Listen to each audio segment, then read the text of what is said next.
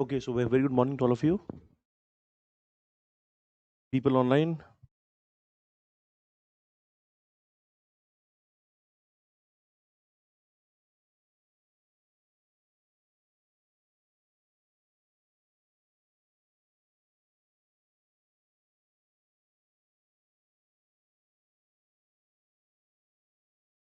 The last topic that we had done yesterday in the previous class was अच्छा productivity. ठीक है.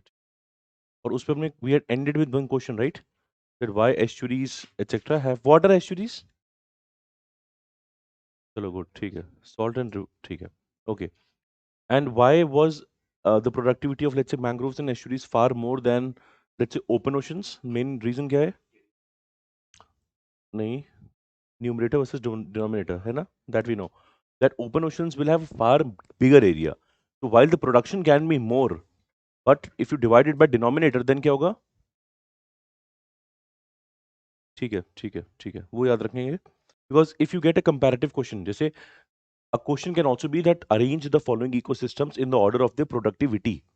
Okay, so productivity में मतलब you will always see mangroves and estuaries getting very high productivity. What is the reason? The reason is they have high production, but in a very small time and a limited area. So sorry. So the productivity is high in that case, है ना? ठीक है.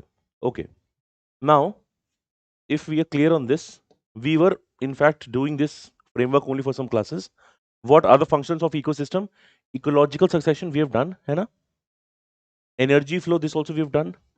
Today we'll go to biogeochemical cycles, and after that we cover homeostasis. ठीक है? These are the four things. These are the functions of an ecosystem. Okay.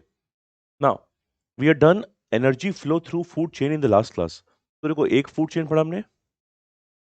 We have also seen the food chain for terrestrial as well as aquatic ecosystems. Aquatic mein we've seen two terms. One is phytoplanktons and one is zooplanktons.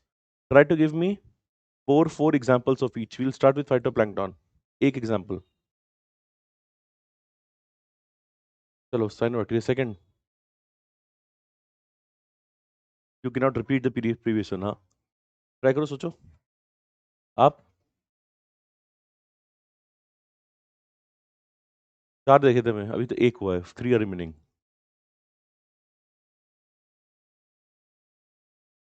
चलो 2 are done. Cyanobacteria diatoms. Third. Coccolithophores. ठीक है. And the fourth one was that we had seen dinoflagellates. For dinoflagellates, I had given 2 examples. One was zooxanthellae corals वाला. एक और था Noctiluca. Noctiluca में the sky, basically sign is the ocean was glowing, right? That was the example. Okay, ठीक है. और हाँ वो देखा क्या बताओ.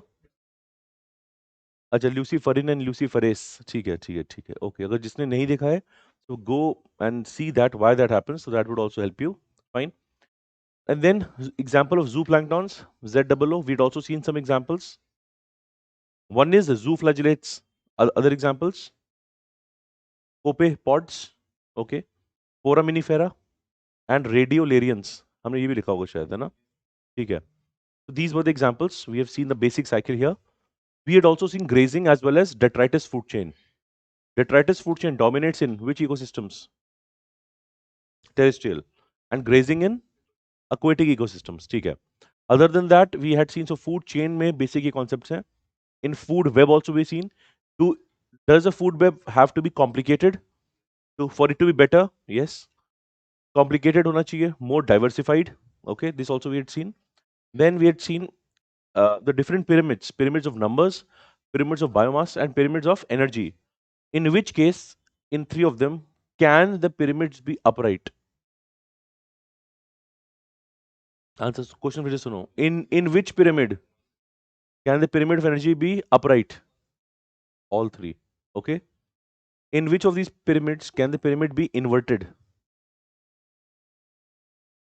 Biomass and numbers, right? So if I'm saying which can be upright, which all the 3 can be upright. अगर मैं होता in which of the pyramids or in which of them the pyramid can only be upright, then answer क्या होता? Then the answer is energy. Okay, so it depends on what the question is asking you. We had after that seen the limitations of pyramids. वो भी देखा हमने. ठीक है. What are the limitations of pyramids?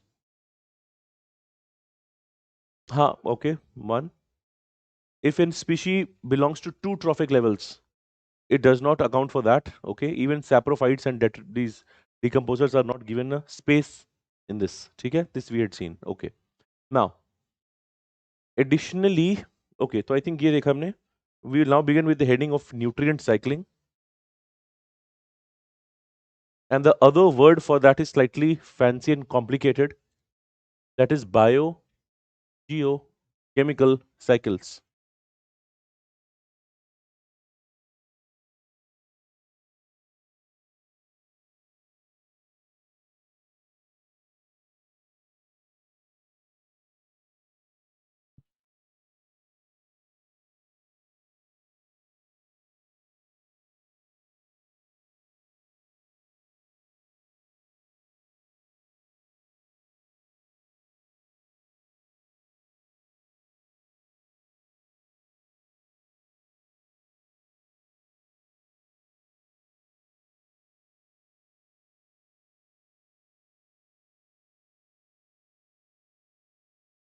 ठीक है, अब देखो. Just we'll break the terms down, what this exactly means, and why should we read them, what is the significance. Now, see, in nature, of course, we know there would be nutrients, right? So you think of nitrogen, you think of phosphorus, okay? Other ones, even let's say carbon, etc., etc. These are nutrients, okay? And these nutrients are, let's say, these are created in the soil, used by organisms in their life processes, and when the organisms die, they decompose. Again, they come back, they may go into the air, they may again come back. So when I say something is a cycle, cycle का मतलब क्या है?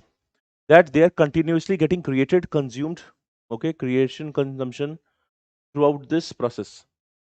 And this has happened since almost the beginning of time. And it is the movement of these nutrients which again makes the life possible and helps in the continuation of life.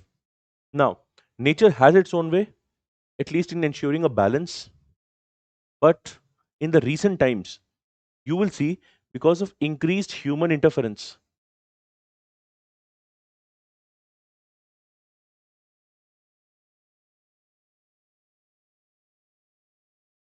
because of increased human interference, what would also happen?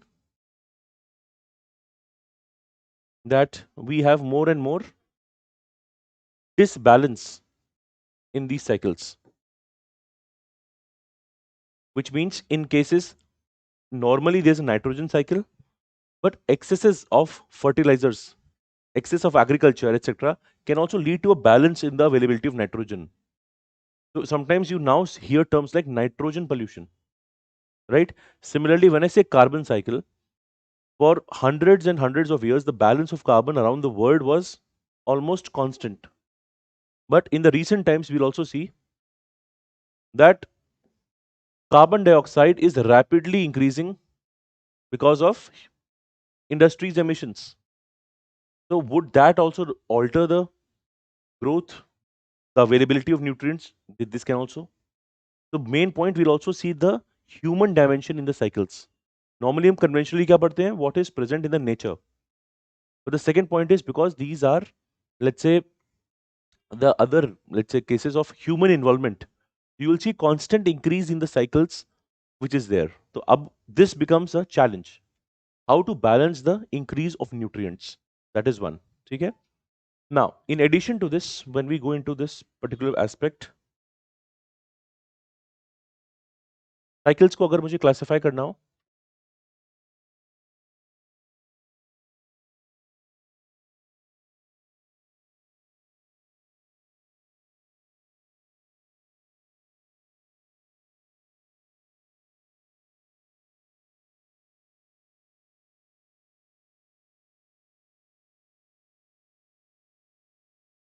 now the cycles can be perfect or the cycles can be imperfect.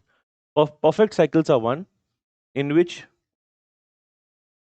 the moment nutrient is created, it gets used.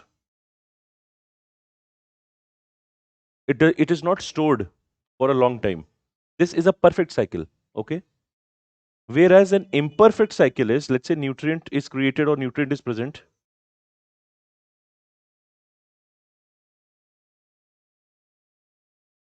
but it takes or it is deposited either as a sediment,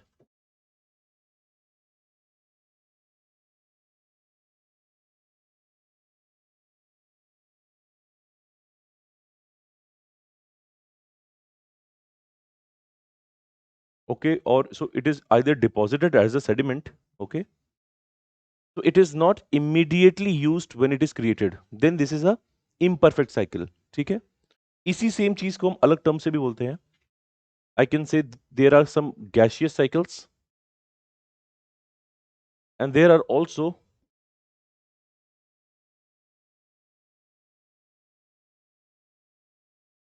sedimentary cycles. Okay? Gaseous cycles हैं, sedimentary cycles हैं. The prominent examples, for example, for gaseous cycles can be carbon cycle, water cycle.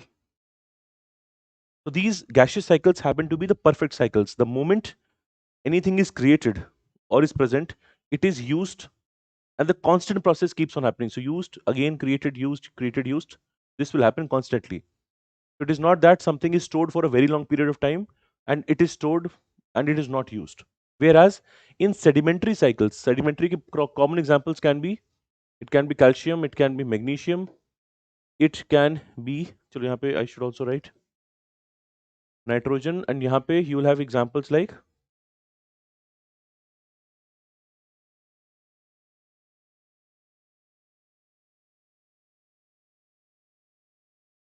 and when you write sulfur, put a star mark on it. उसकी reason भी this will become clear to you very shortly.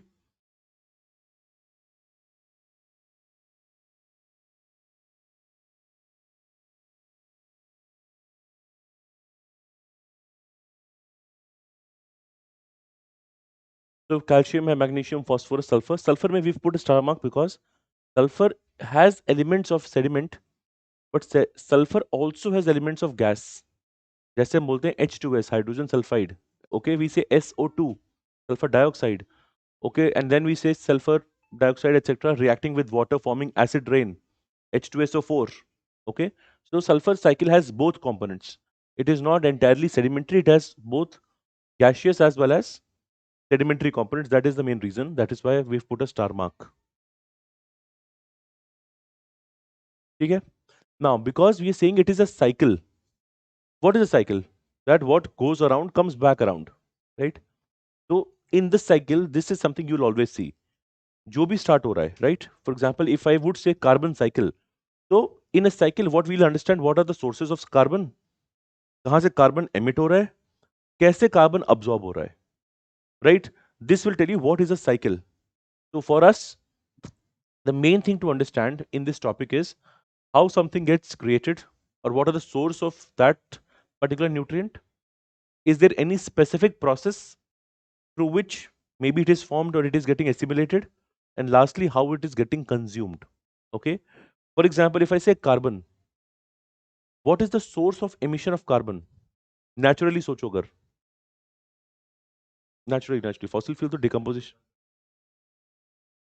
axial inlet, ठीक है, good point. Respiration can also be a source, good, ठीक है. And what can be a sink of carbon which absorbs carbon? Oceans, good, yes. Plants और कुछ? Okay, so plants again, when these are big sinks. So whenever we'll do cycle, we'll also do it in this simple format. Something that is getting created and something that is getting utilized through the process. That is why the name is a cycle. जो भी चीज start हो रही है, this ultimately would have to come down and then the whole process would have to start. Yes or no? So now write the heading gaseous cycles. एक basic से बना लिया होगा आपने most probably.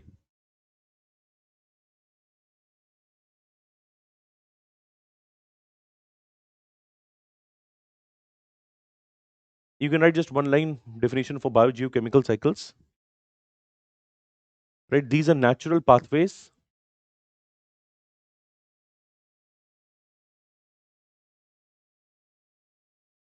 Natural pathways. Natural pathways by which essential nutrients and compounds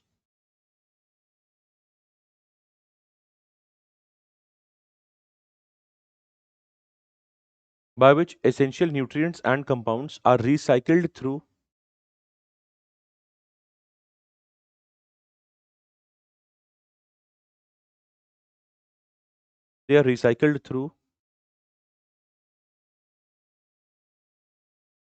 biological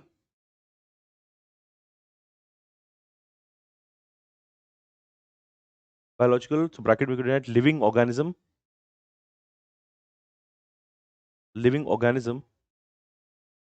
comma geological is earth's crust. So we're breaking the term down: bio, geo, chemical, cycles. So bio क्या हो गया? Biological is living organisms, geological is earth's crust, and chemical components you can write atmosphere comma water.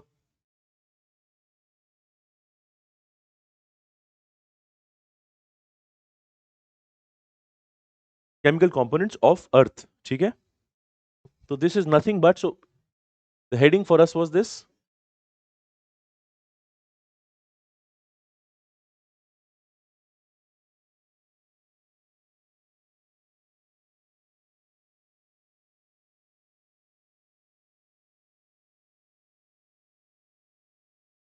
Bio क्या हुआ बताओ?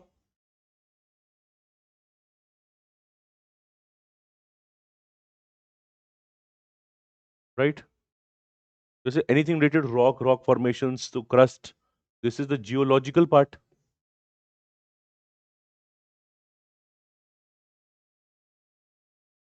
And chemical, we can understand the chemical interactions.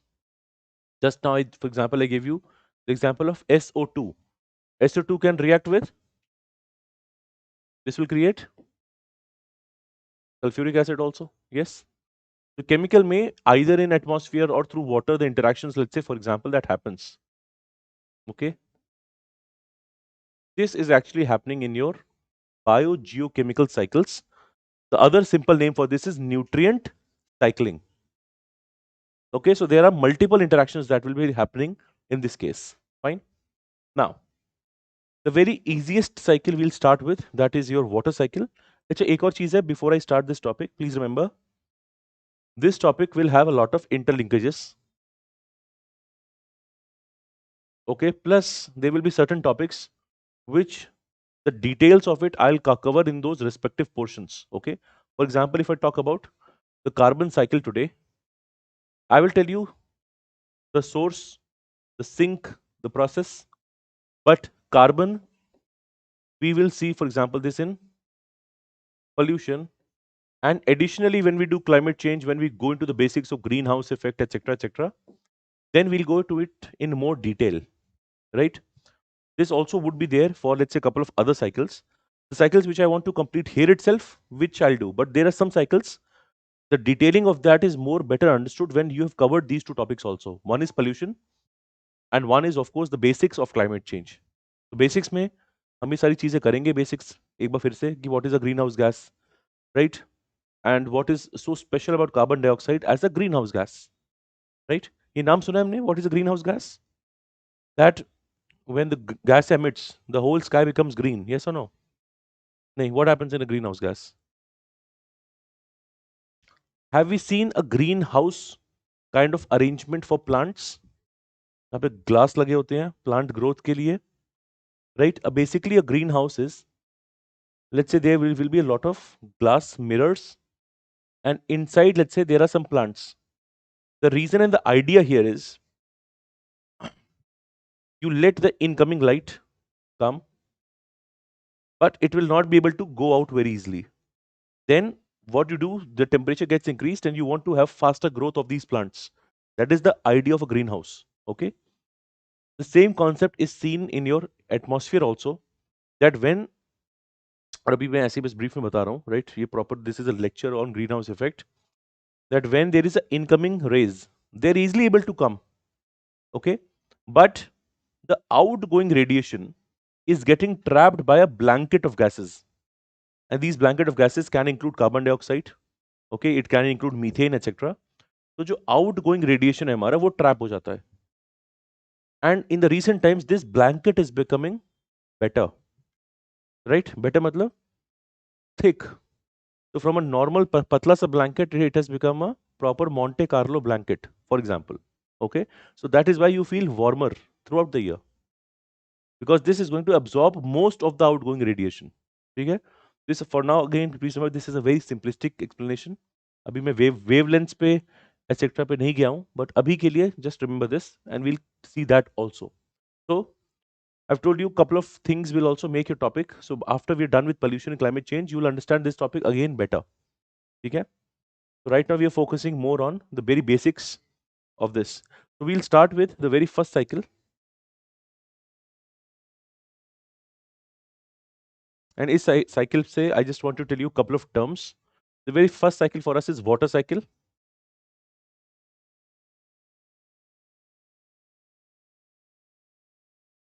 देखो, water cycle is usually the easiest to understand.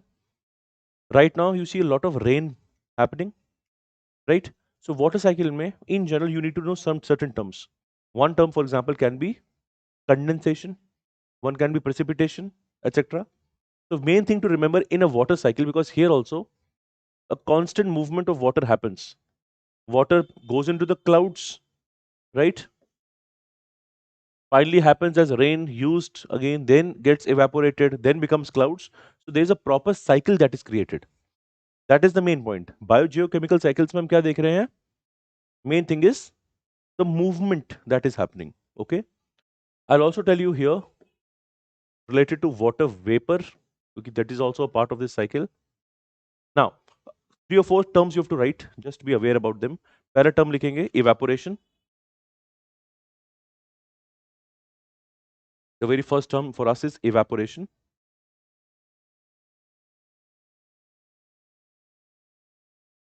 Okay, put a dash and write water from oceans,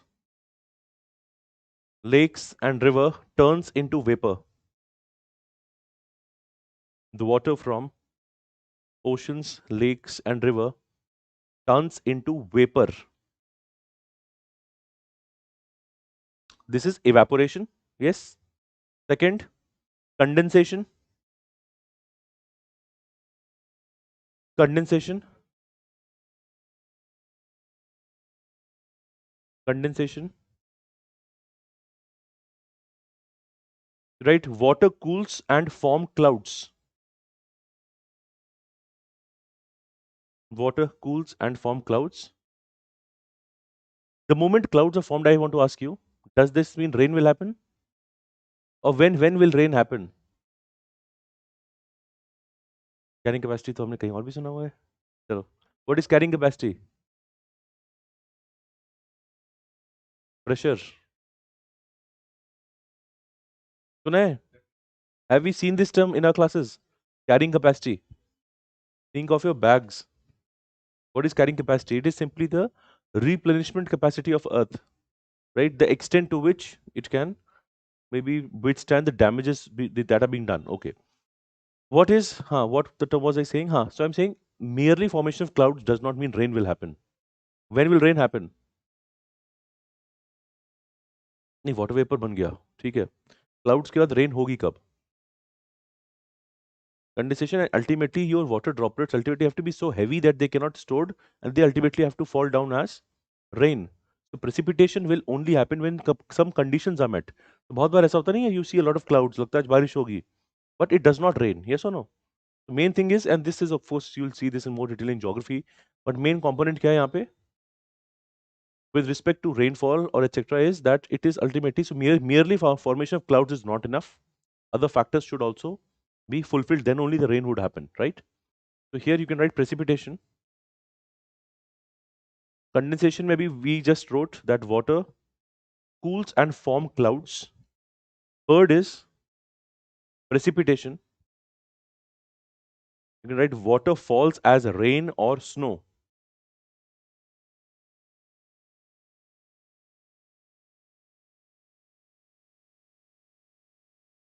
Water falls as rain or snow. Okay? And the last point you can write is runoff. Runoff and infiltration. Runoff and infiltration. Now ये जो term है runoff, this you will see many times. जैसे for example, if there is a agriculture land, I spray this with water. Can this water run off to nearby areas? This can happen. Can the fertilizer run off to nearby areas? This can happen. तो बहुत बार क्या होता है, for example, if there is an agriculture piece of land, there are fertilizers, etc., rich in nitrogen, and with the water combined, this runoffs to a nearby pond, lake, or a river. This happens also. So this, because it's a cycle, everything is moving in one particular area, runoff, etc., can happen. Fine. Second, there's a term known as infiltration. What is infiltration? कोई चीज, if it is coming, entering, or coming inside, right? So here also, runoff and infiltration can happen across ecosystems. Yes or no? Let's say it is raining. Because of heavy rain, some water from neighboring area comes to another ecosystem. That can also be infiltration. Infiltration can happen in the coasts. Coast where, let's say, sea level is increasing, some of the infiltration can happen to the nearby areas. Yes or no? So these are some common terms associated with water vapor, right? Now, why I wanted to cover water vapor, because this is not that important a topic. Water cycle, it is because of water vapor, right? Just write water vapor and just a couple of facts with water vapor. First thing is, water vapor also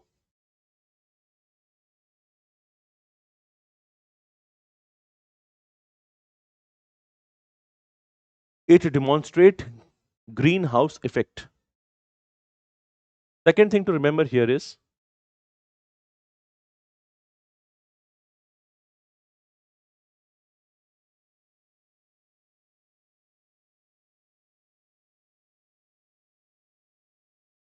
see, among the natural sources which contribute to greenhouse effect, the maximum contribution is by water vapor. Maximum contribution, okay? So among the natural resources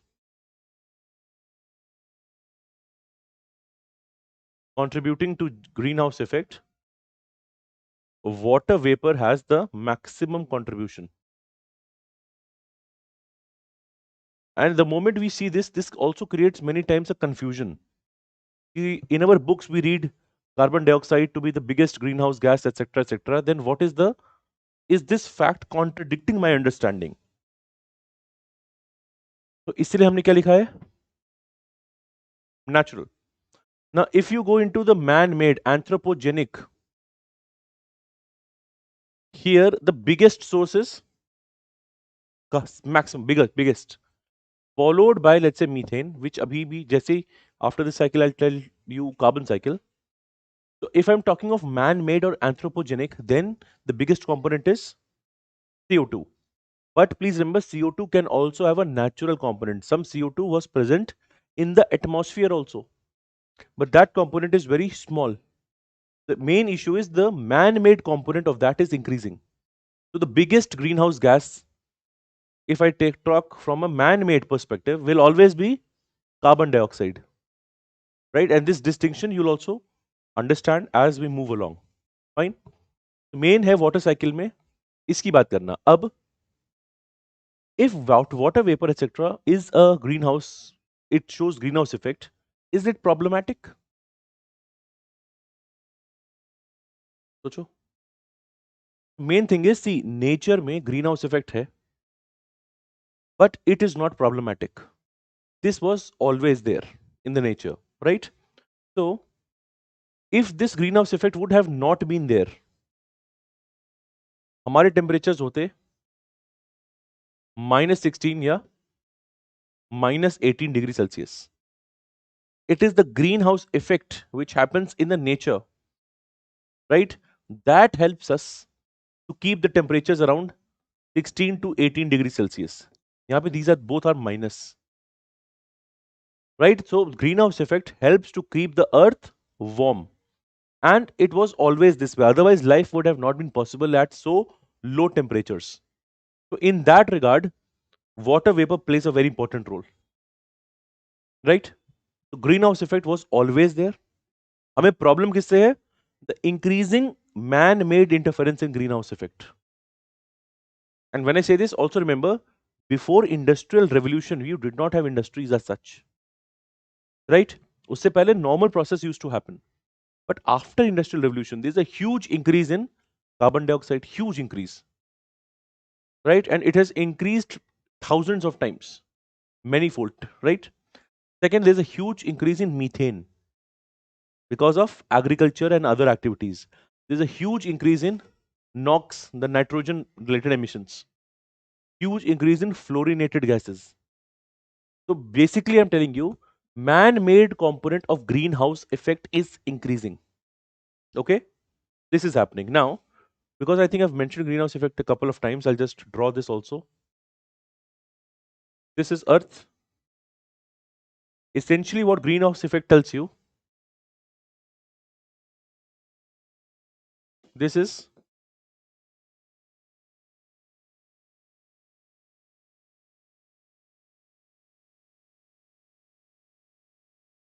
incoming solar radiation. Okay, and there is outgoing solar radiation.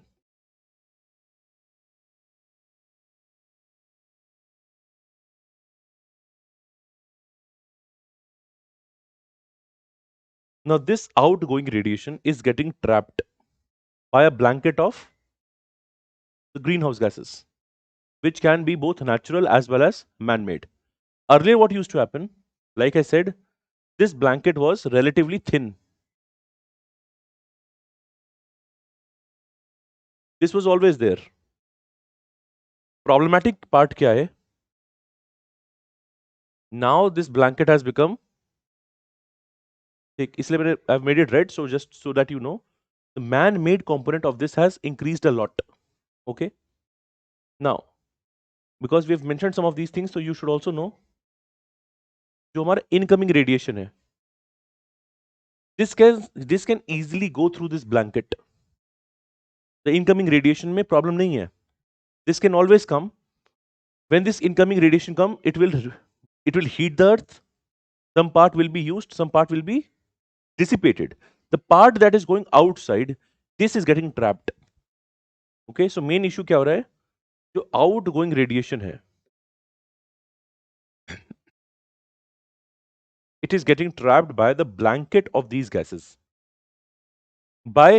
So when you have a blanket, ये जो मैंने let's say the blue colored, you think of blue colored as the natural greenhouse effect and the natural greenhouse gases. This is desirable. We don't have a problem with this. Because अगर ये अर्थ को गर्म नहीं करेगा, if this does not keep your earth warm, life would not be habitable, life would not be possible, right? Problematic है, it was a very thin blanket, now it has become a huge thick blanket. And why has it become thick? Red components में increased of man-made emissions. And why is that happening? Because of more and more development. ये में समझ में आ रहा है? Okay. Now, if you see it in this manner, so incoming solar radiation है, it has a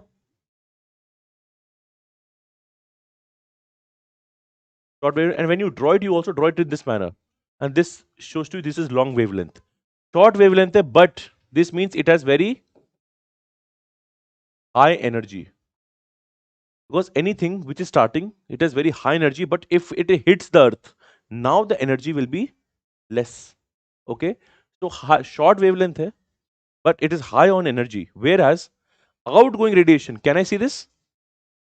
This is long wavelength, but very less energy. Now, incoming radiation, what is the example and what do we call this? This is your ultraviolet incoming. Right? We know that why do we apply sunscreen when we go outside? Because of incoming UV radiations. Incoming is UV. Okay, so this you would know, incoming is UV. And think of, let's say, sunscreen. Sunscreen से बचने के लिए we also sometimes put a, sorry, with to protect ourselves from the sun, we put a sunscreen. So incoming is UV, it is short wavelength and high energy. This is the incoming solar radiation. The outgoing one is having high wavelength, it has less energy. इसका example है, these are infrared rays. Okay, so you can draw this diagram also. This concept you will see again and again in some other portions also, right? So this is again a very interlinked concept in pollution, or not in pollution, but also again in greenhouse effect. I'll again come back to this. So it is better if, let's say, somebody has an idea that what this exactly is and what it exactly means. Okay? People online, are you able to see this properly? If there's any term that is you're not able to understand, so you just drop a text.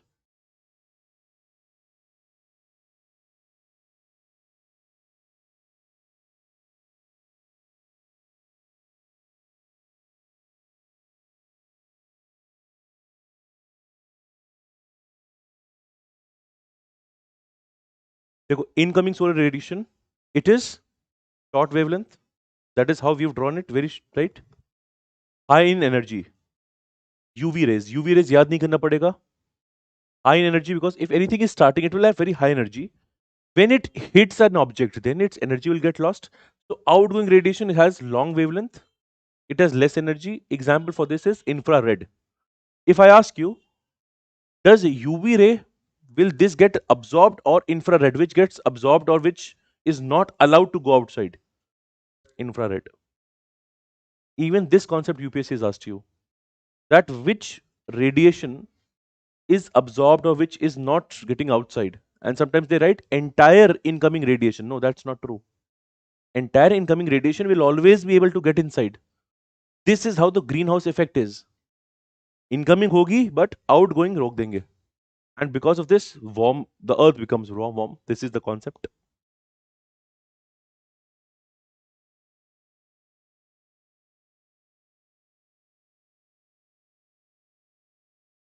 So we have color coded two things here. One is this, okay?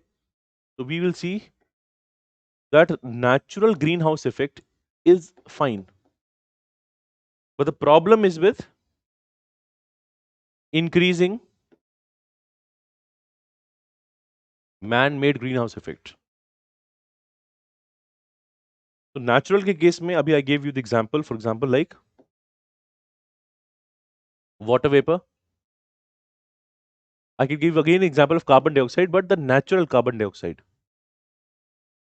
How many of you had read the great oxygenation event? पढ़ा? Try करा? Okay.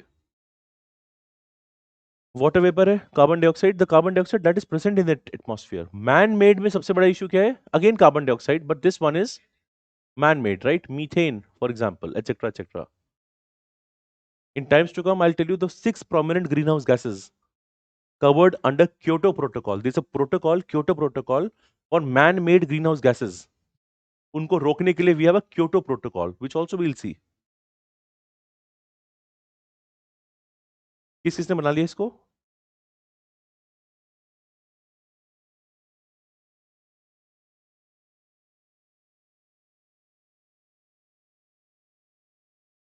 Okay.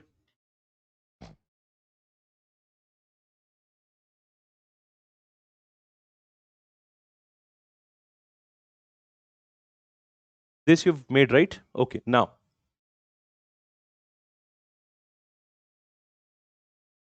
so we've had a basic understanding of what is water cycle, and I wanted to take this opportunity to tell you what is water vapor, right?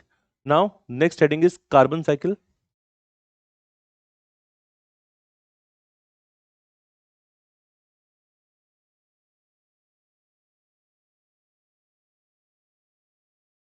Carbon cycle.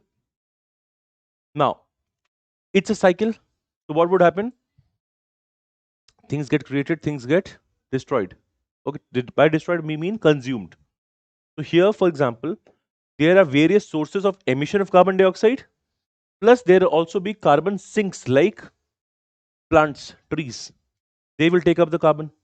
Okay. Now, how we be covering the carbon cycle, etc. I will be telling you firstly the reservoir.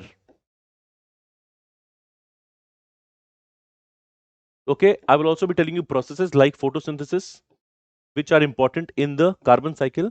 And then I will be covering or linking this to the current aspect.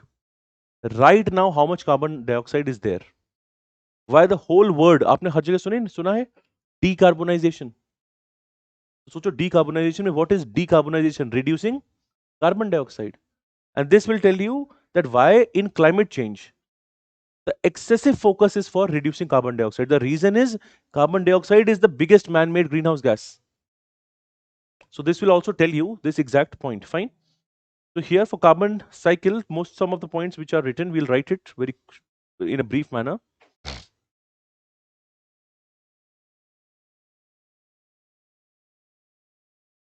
So first, please write reservoir.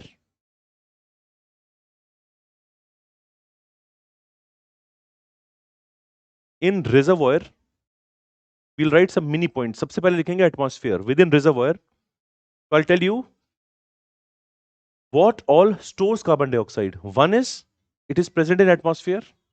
Second, of course, it is oceans. So first point in reservoir is atmosphere,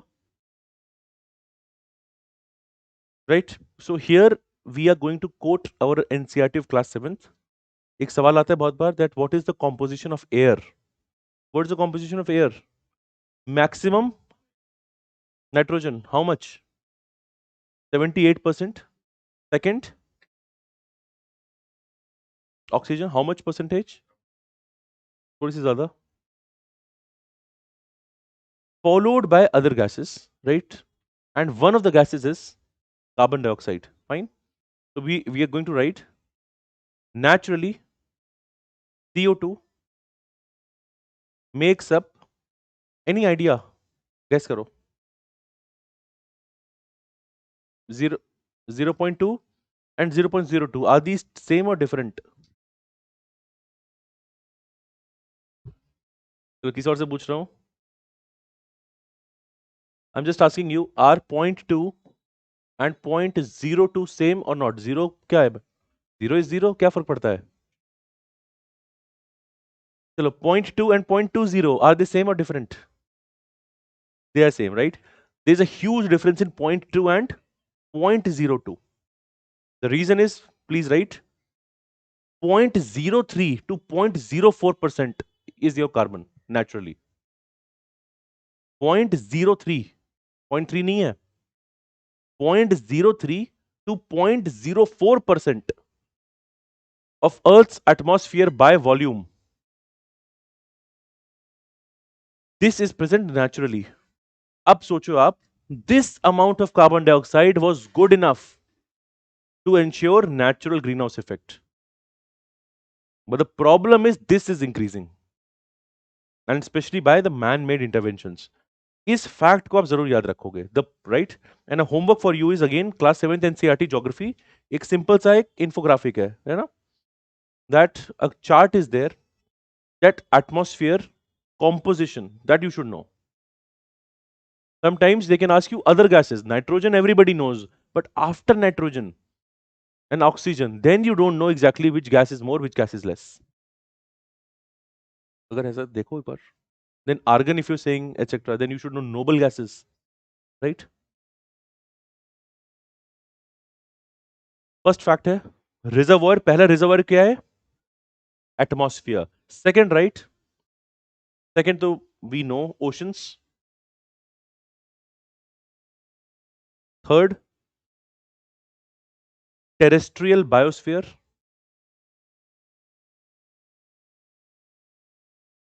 Terrestrial biosphere, right, includes carbon in plants, animals, and soils.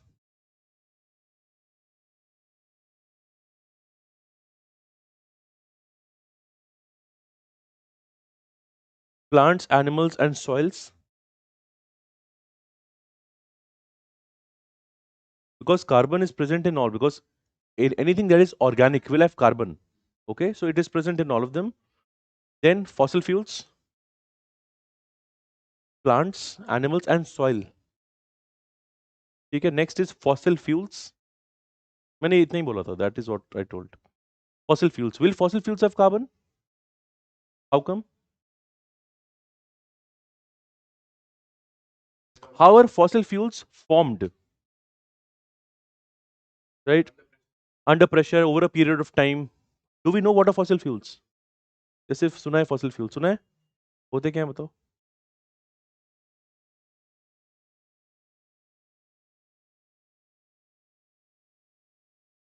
नहीं नहीं, first part सही है. So let's say if some organism has died, etc. Over a period of time, it will be put under a lot of pressure, etc. So this ultimately forms these. आपने देखा कुछ sedimentary rocks type rocks etc. बनेंगे. It will have these fossil fuels. And when this is extracted from here, a lot of जो drilling companies, rig companies, etc. What they do? They actually explore oil, etc. from these areas only, right? So fossil fuels were just right. Carbon stored in coal. Carbon stored in coal. Stored in coal, comma, natural gas deposits and oil.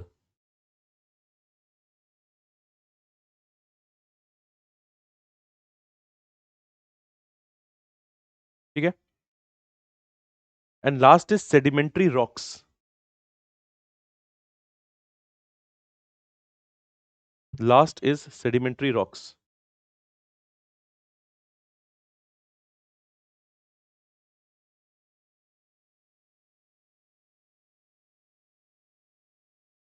ठीक है? Now, the next point is right. So first we have seen carbon cycle में देखा भी हमने reservoir.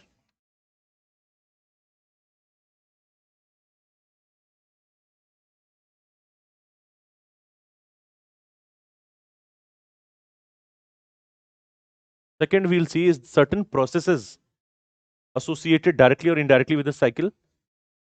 The process, the first you have to write is photosynthesis. This you know. How is photosynthesis related to carbon cycle? Chalo, let's see. Write the reaction.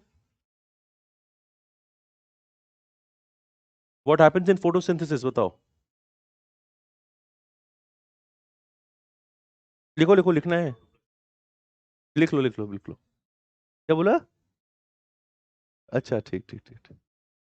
मुझे लगा हाँ नहीं balance आप मुझे लगा you said C6H12O6 plus S. Okay. So in simple terms, even if you don't balance the equation, what we are interested to know, please remember, is what is the input? क्या है input? Carbon dioxide plus water gives me glucose and oxygen. So the reason why we are seeing the cycle is, please remember, input है carbon dioxide इस cycle का. Output क्या है? Oxygen. And main thing also is put a star etc. This means presence of sunlight. CO2 plus H2O in the presence of sunlight gives you, इसको लिखो glucose या sugars. इसको याद नहीं भी है तो you're not going to be asked this composition, but you should know this formation leads to formation of sugars या glucose and oxygen. So in very simple terms, the moment now photosynthesis comes to mind, input क्या है? Water and carbon dioxide. अब इसी में कभी कभार if you are not very clear, you may think नहीं input oxygen होगा. नहीं, the output is oxygen. Up put this into perspective. There are so many plants outside, so many trees outside. They will take up the carbon dioxide. They will take up water in the presence of sunlight. They'll create glucose and they will give out oxygen. Can this process happen in night? Opposite हो जाता है. इसलिए बहुत बार बोला जाता है कि in the night etc. Especially for big trees etc. Don't sleep right under these big trees. Why? You'll get carbon dioxide. But when the sunlight is present, then they are releasing oxygen. So don't you think if we have a lot of trees, can this help in storing excess carbon dioxide? That is why we always focus on more and more trees. Okay? One example, one process is photosynthesis. Second process, इसी का उल्टा वैसे सोचो, respiration. When we respire, we release what? Carbon dioxide. Second process is simple carbon respiration. Third process is decomposition.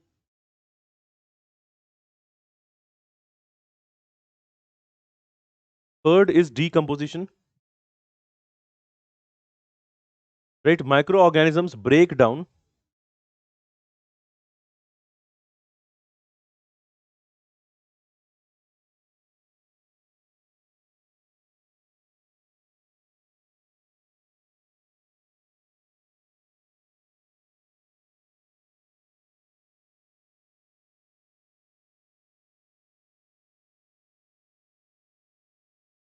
what have you written? Acha. Microorganisms break down dead organic matter, returning carbon, returning carbon to soil and atmosphere.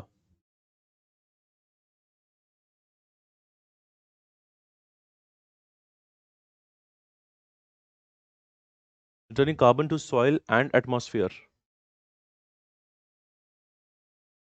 Okay. Then we in the image also we saw a couple of process. जैसे यहाँ पे if there's a so when there's a dead organism, it can be a plant, it can also be an animal. They will have carbon, and when they decompose, will the carbon be released? So decomposition leads to release of carbon. अभी तक how many processes have we seen? One is photosynthesis, respiration, decomposition, right? One more is combustion.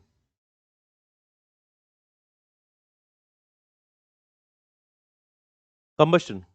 अब combustion सोचो, if I burn any fossil fuel, it releases heat, but would it also release carbon dioxide? बिल्कुल, right? Right? Combustion में burning of organic matter, burning of organic matter, and fossil fuels releases stored carbon as CO2.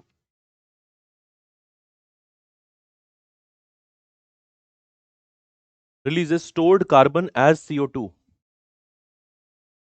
Stored. Releases stored carbon as CO2.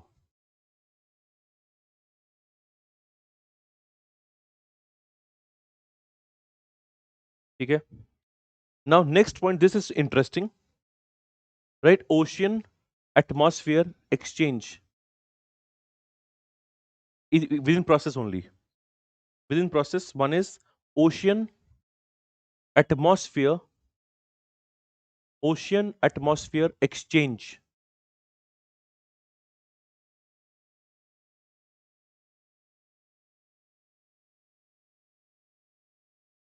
Right? Carbon dioxide is absorbed. Carbon dioxide is absorbed and released by ocean surfaces. Absorbed and released by ocean surfaces, balancing the atmospheric level. Sorry, CO2 is absorbed and released by ocean surfaces, balancing the atmospheric level. Now, what this means, and this is also a very important component, we are saying, what did we say? How much is present in atmosphere?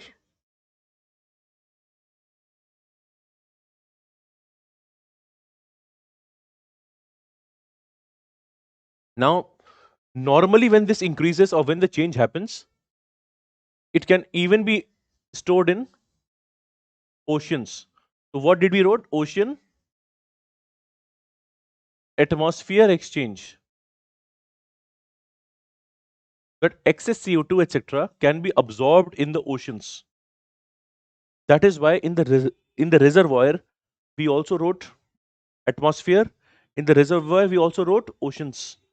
Oceans are huge carbon sink, right? अब margins में लिखो. Just write the topic which we'll see later in more detail. The issue is now with ocean acidification. If the ocean is becoming very much acidic, how much CO2 will it be able to store? And if it stores more and more and more, if that is becoming carbonic acid, then the life for organisms will be very difficult. कि भाई ocean का एक certain pH, if it is getting lowered from that pH, your ocean is going to become acidic. Yes or no? That is a challenge.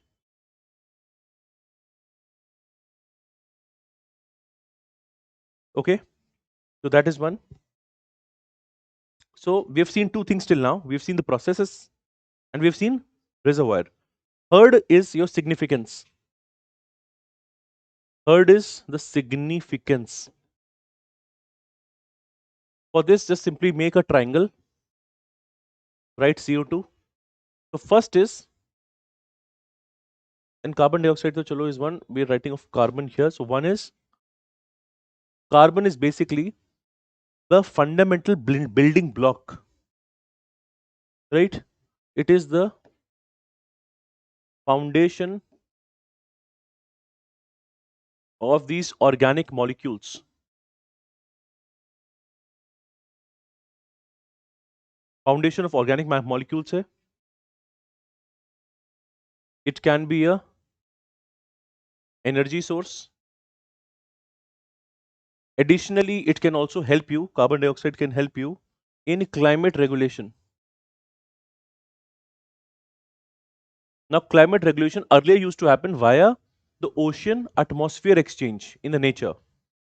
But with time, you will see this process getting distorted.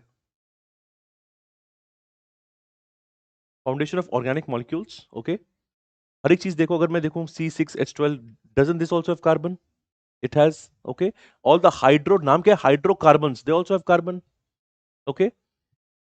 So in that sense, it's a very fundamental block for us.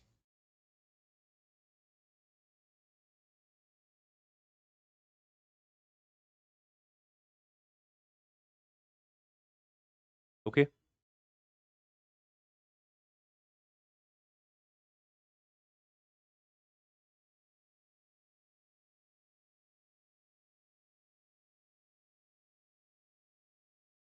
Now, just these three terms, one line each, right? When I say significance, first write foundation of organic molecules. Three things we have seen, okay? Foundation, and we have seen energy and climate. तीनों पे एक point लिखेंगे. So one is foundation of organic molecules, right? So we'll write carbon is the primary component.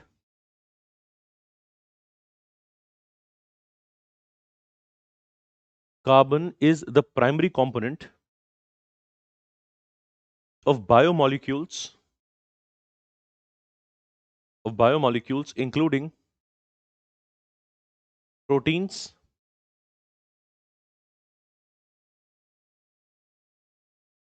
lipids,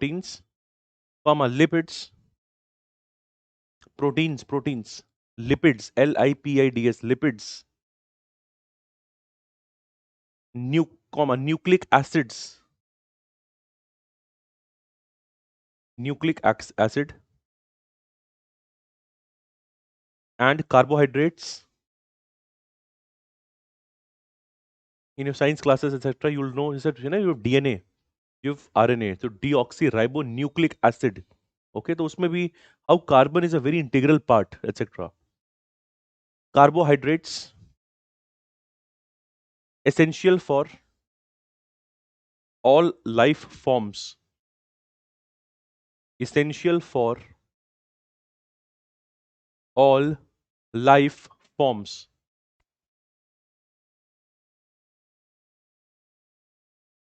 Second is climate regulation. उसके बाद आ जाएंगे energy तो almost self explanatory है. Climate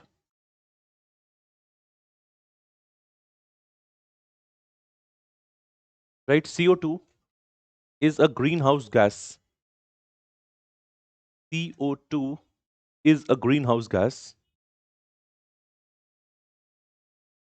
which traps heat in the atmosphere. It's a greenhouse gas which traps heat in the atmosphere, influencing Earth's temperature,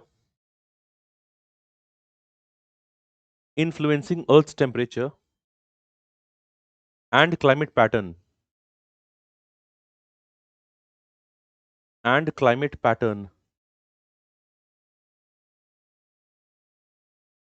And in the energy source, you can simply think of combustion, your fossil fuels,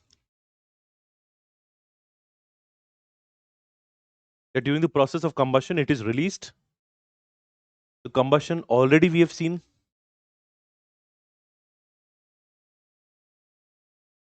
Okay.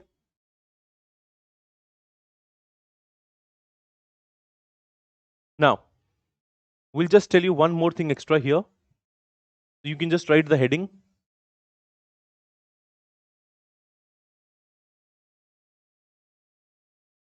Recent trends in atmospheric carbon dioxide levels.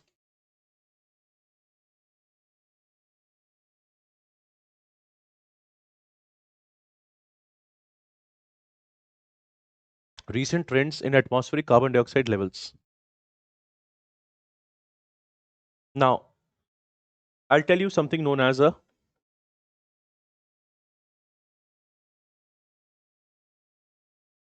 Keeling curve. What this curve is, very simply,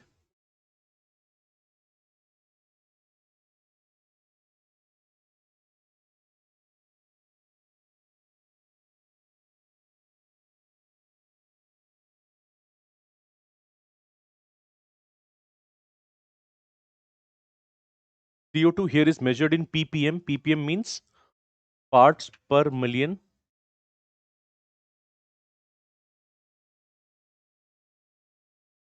And there is the year as they change. Keeling curve tells you about the carbon dioxide levels. Okay. Now, what is exactly happening here? And I will give you the comparison also. Right now, the carbon dioxide is nearly 425 ppm. The safe level was 350 ppm. And just for your reference, just around the times of industrial revolution, around 1850 ke aspas, we had around 260, 270, 280 ppm of CO2. So over a period of time, what has happened? This has increased, and right now carbon dioxide is at very alarming levels.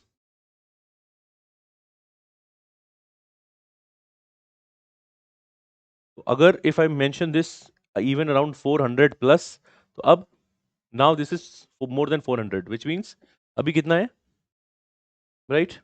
And this you can again, based on the points, let's say 1850 likho, you can make it around 270, increasing very rapidly in the recent times.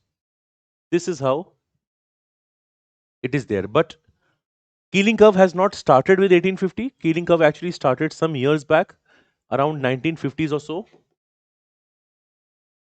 So this is just for understanding, but we also need to know the comparison.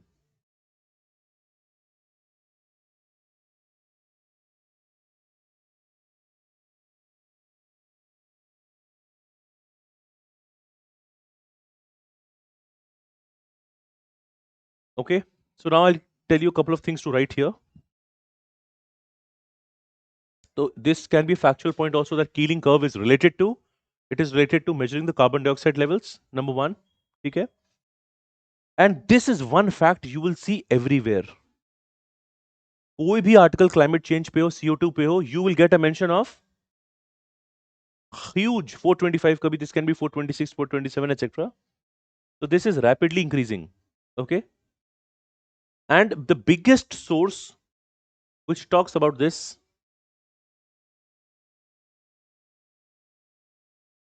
is IPCC's 6th assessment report. IPCC here stands for Intergovernmental Panel on Climate Change. Right? So IPCC has its report. In the recent 6th edition of assessment reports, IPCC also has said the CO2 has surpassed 400 ppm.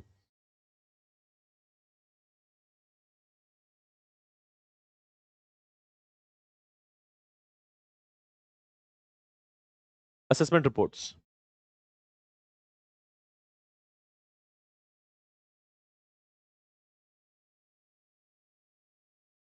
Okay? Right? Before industrial revolution,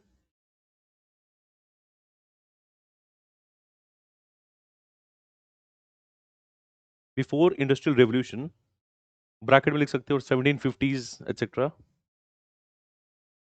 natural concentration, the natural concentration of atmospheric CO2,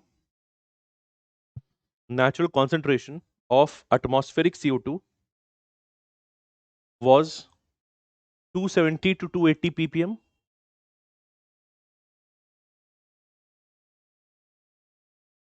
272 to 280 ppm.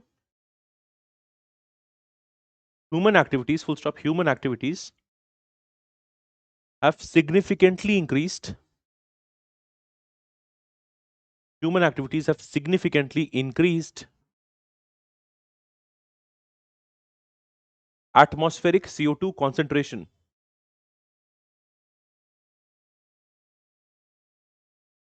Atmospheric CO2 concentration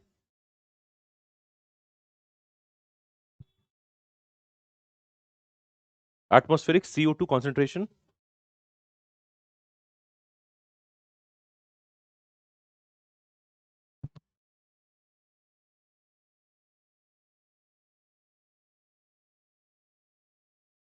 then write the most recent atmospheric CO2 concentration, the most recent atmospheric CO2 concentration is 425 ppm. It is 425 ppm observed at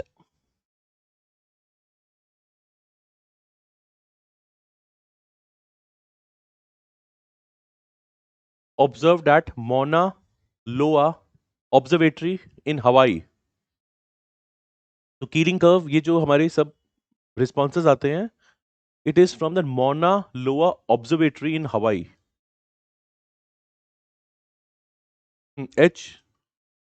HAWAII, Hawaii. And when we are quoting a data, you should also know year. Bracket में लिखो August, early September 2025. This is the data of August and early September of 2025. अभी कौन सा महीना है? Right? So abhi this is the most recent data.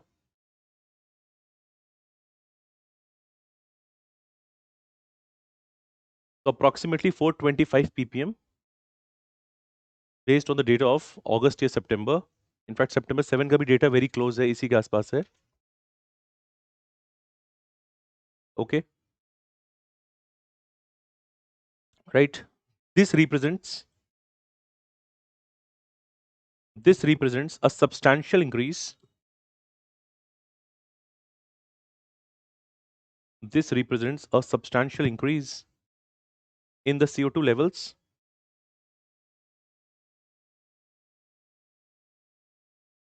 Substantial increase in the CO2 levels, which will have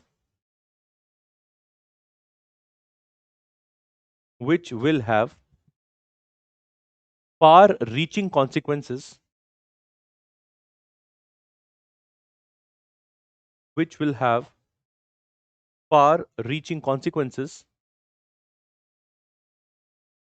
on atmosphere as well as human life.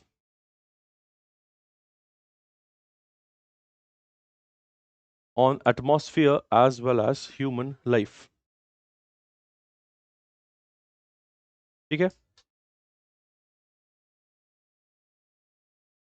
So broadly speaking, this is also exactly what you will get to also see over a period of time, that how some of these changes are exactly happening. Yes?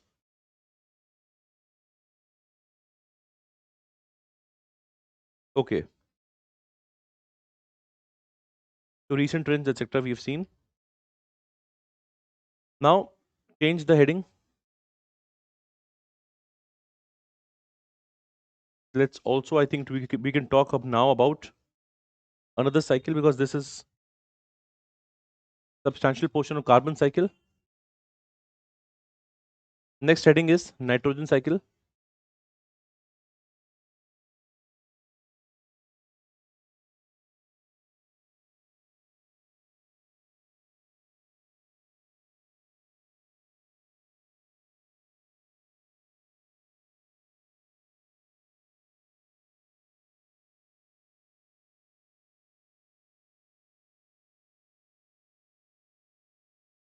Okay. Now, nitrogen cycle में just to understand it, few things that you need to know. First, I'll explain that. Then we'll move to nitrogen cycle. देखो. First, tell me how much nitrogen is present in the atmosphere. 76, 78% के आसपास. This is present in the air. But is this of use to us directly? It cannot be used directly. Okay?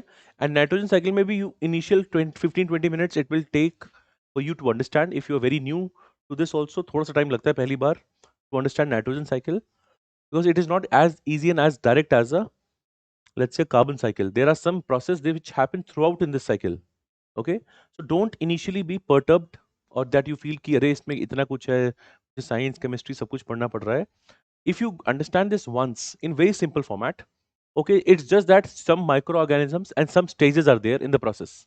Okay, so this will make sense after you do this once एक बार अच्छे से. So just follow along what I am telling you. अभी क्या है, पहली चीज है how much nitrogen is present in the atmosphere. 78%. But main issue is this cannot be used by us directly. Okay, so the very first thing that happens, you want to make it of use to you. So there is a process that is known as nitrogen fixation. Okay, what can happen? So here either through the use of biological, or basically simply means microorganisms, the unreactive N2 I will take and I will convert it into a more usable form. एक तरीका हो सकता है through the use of microorganisms. Okay. Second, it can be in industries, that industries take this, और ये जो 78% है, this please remember is unreactive. This is the problem. So you want it to at least be in a format that is able to react. This can be treated in the industries. For that, there is a specific Haber's process. You don't have to know what is a Haber's process right now. But remember, industrially be I can do this part, that I can convert the available nitrogen into something useful. What is that something useful? We'll see that. And third, there are certain natural processes like thunder, lightning. These can also convert the available nitrogen into a more usable form. ये है हमारा main चीज, कैसे उसको usable form में लाएं, at least जिससे it can be used in some of the process. Now, when I'm saying again and again usable form, पहली चीज to remember, you had N2. N2 was unreactive. There is a process known as nitrogen fixation in the nature also, through microorganisms also, and even through industries also, where इस process में हम क्या कर रहे हैं, सिर्फ इतना याद रखेंगे, N2 is becoming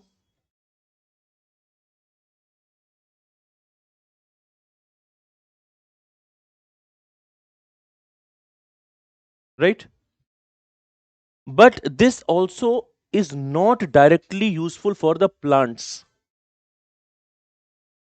Plants want this in a different format. अभी भी directly अब use नहीं कर सकते, but still it is usable to some extent. That is the point, right? Which is why in atmosphere now there will be certain steps. So there is a broad process known as nitrification. ठीक है, अभी just focus करेंगे कि what will the plants finally be able to use, right? In nitrification, actually it's a two-stage process. पहले ये जो element है, this will become nitrite.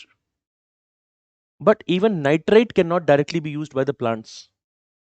So this nitrite, so this is, let's say, step number 1, then becomes nitrate. And when it becomes nitrates, now it can be used by your plants. And this thing actually exists in the atmosphere. This is how the change will happen. तो आपने start किया as nitrogen. There are three different processes which are happening, right? Any of these processes will ultimately convert the unreactive nitrogen to a more reactive compound, right? Which is based or having ammonia. Now, one element is this.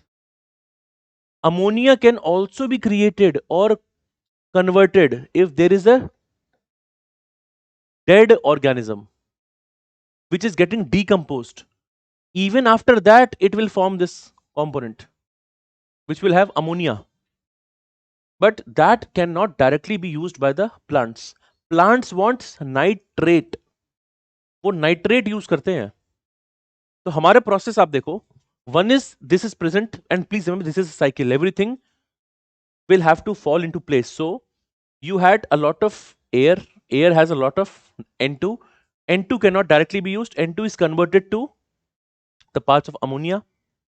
Even a plant or an animal getting decomposed is finally becoming ammonia.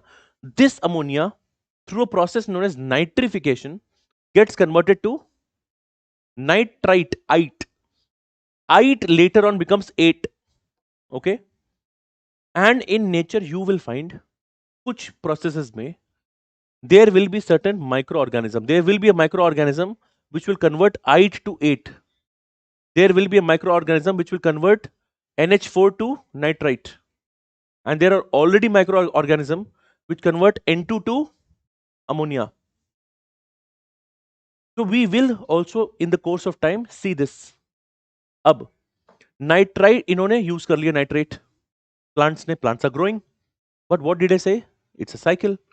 It means whatever excess is there, that will be converted back. So after nitrification, there is something known as, so there is absorption by plants, isko absorption bol lo, assimilation bol lo. But what about the excess nitrates? Then there is a process known as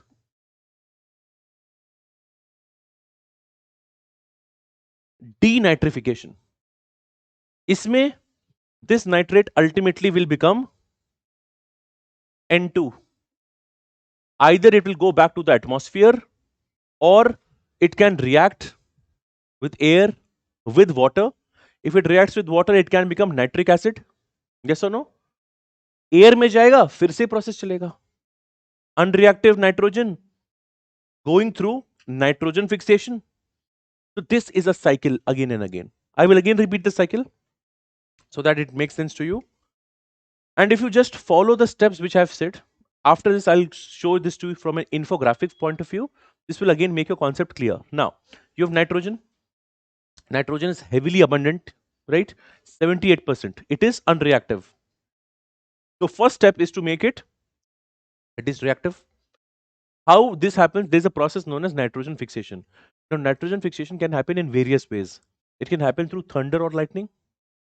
It can also happen via microorganisms that are there. And it can also happen in industries, which is again, it's a man-made. It means nitrogen fixation can be both a natural as well as a man-made process. That is the first part. Here, what is happening? N2 is becoming NH3, right? Yeah, ammonium. This is one way of N2 getting converted.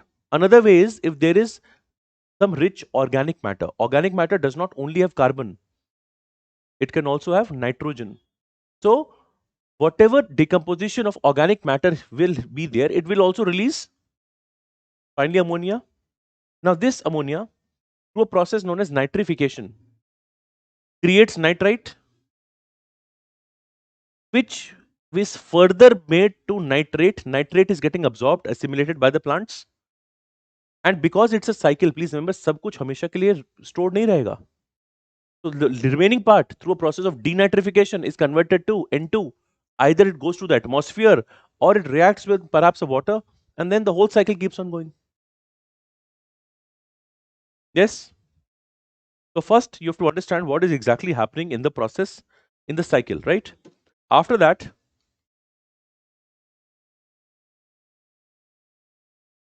we will see some of the elements. So now I'll first show you two images. Okay? Very simple images. Let's say first is a simple image. There is atmospheric nitrogen. There is biological nitrogen fixation. This simply means what is happening? Microorganisms. Industrial, yes. Through electrical, thunder, lightning, yes. This is leading to ammonia. Ammonia बना इससे. Ammonia becomes, so NO2 minus NO2, so first it becomes, right? And then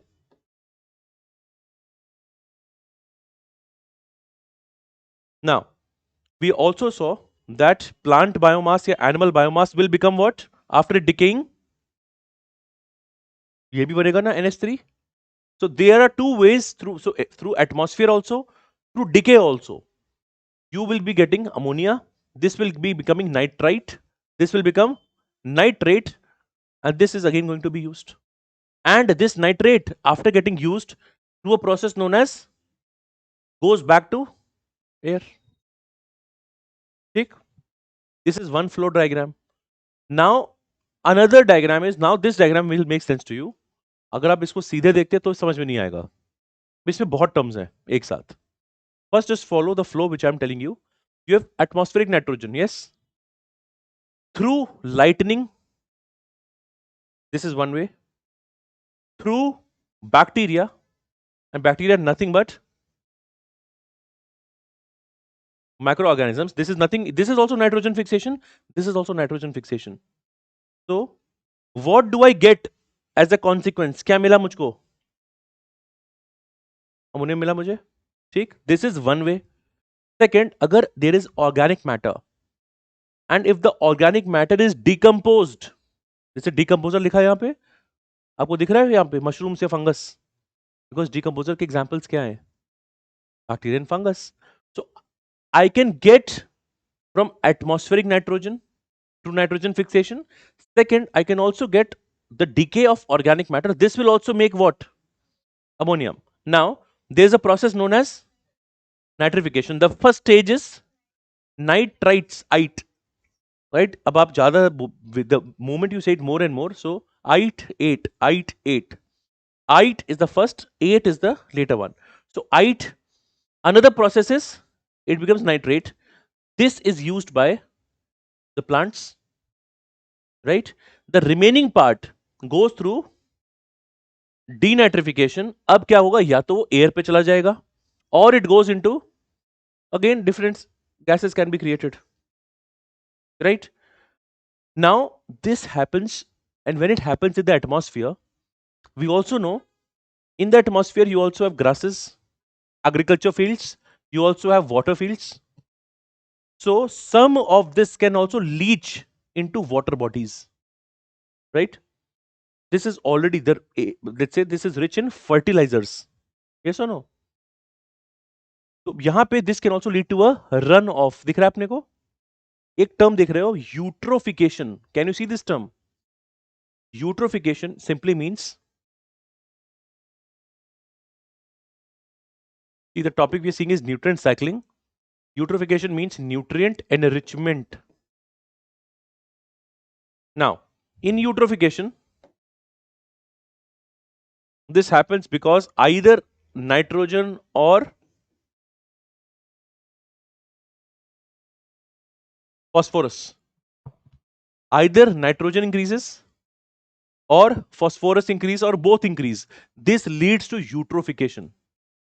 It means fertilizer rich water, etc., when that gets leached, or some detergents, because they are rich in the phosphorus, this will lead to eutrophication. How many of you have heard this term for the first time, eutrophication? पहली बार? ठीक है. Now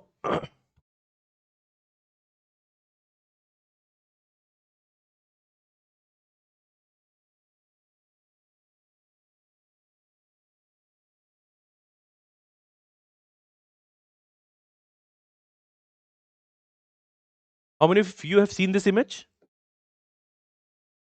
Frothing of river Yamuna. ये देखिए image. देखो, devotees offering prayer, etc. There's a lot of frothing going on. And these kind of images also. Yes, toxic white broth. Even this is an example of eutrophication. Now, many times when the phosphorus levels increase a lot because of the high phosphorus detergents, it can also create this toxic foam. आगे जब हम करेंगे pollution, again I'll talk to you about this. Okay? तो जहाँ पे why this happens, this will become important for us from the exam point of view also, from the environment point of view also. Right? Till here, are we able to follow? So what you can do, I'll give you 1 minute. People watching online also. In a very basic sense, what I've just told you, you try to draw this.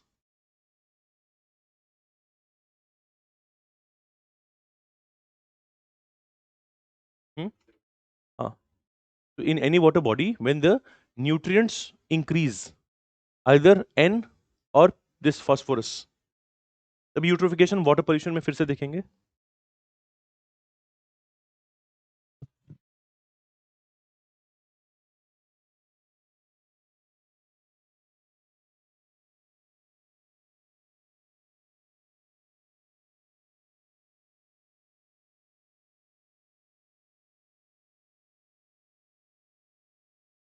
अभी so you don't have to make everything कि आप animal बना रहे हो, industries बना रहे हो.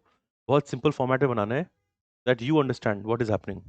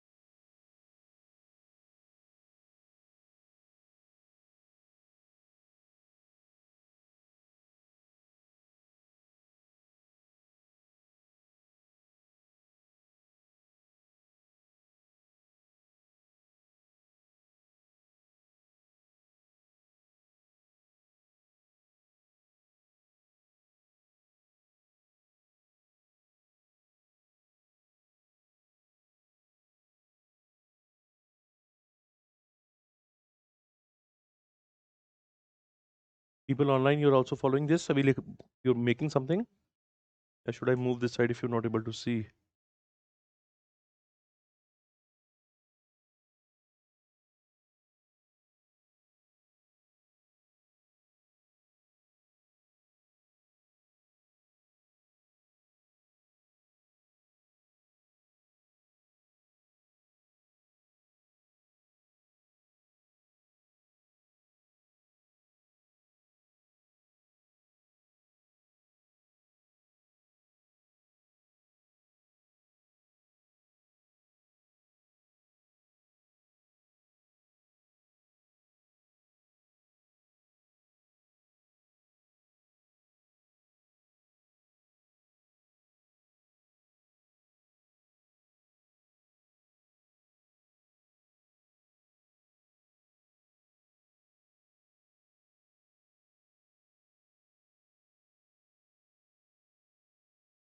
ठीक है?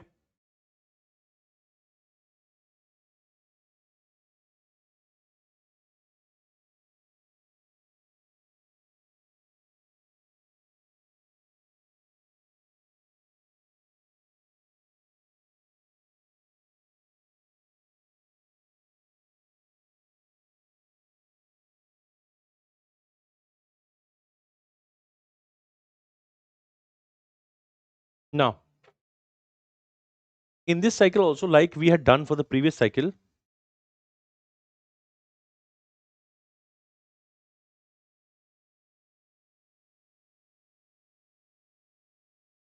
later on you can also draw a cycle like this just for your understanding. Same चीजें हैं, but for more clarity, let's say atmospheric, biological, industrial, what is getting created. Instead of NO2 and NO3, you can write nitrite and nitrates. Okay, just for the understanding. This you can also draw. Now, there are certain processes which I'll tell you what now happens, because I've given you an overview. Right now, we'll also see that in the process of nitrogen fixation, there will be certain microorganisms, and in various stages there will be microorganisms. So sometimes this gets daunting कि भी कुछ नाम याद करने पड़ेंगे, ठीक है? But with time this will get sorted, and when we are doing nitrogen cycle, we will be doing it in a comprehensive manner, right?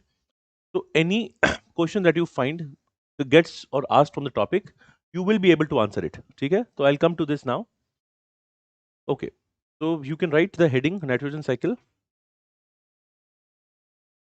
right? So first point, nitrogen is essential for life. Nitrogen is essential for life.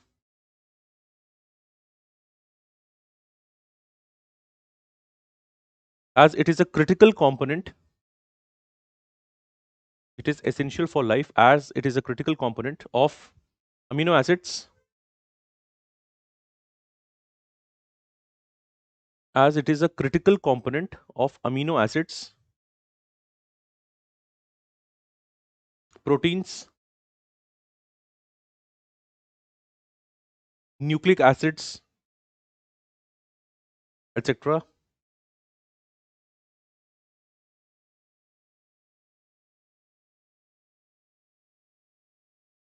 Okay, then we write steps in nitrogen cycle. Steps in nitrogen cycle, and the very first one is nitrogen fixation. Nitrogen fixation.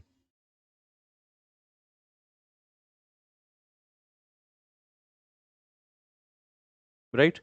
इस पे लिखेंगे. We'll define this. It means देखो dash करके. It is the conversion of atmospheric nitrogen. It is the conversion of atmospheric nitrogen. In the bracket, you can write 78%, comma, unreactive. It is the conversion of atmospheric nitrogen, that is 78% and unreactive, into ammonia. Into ammonia. Right? And your homework again remains composition of air. Okay? That you should cover. Alright, this can be done in three ways.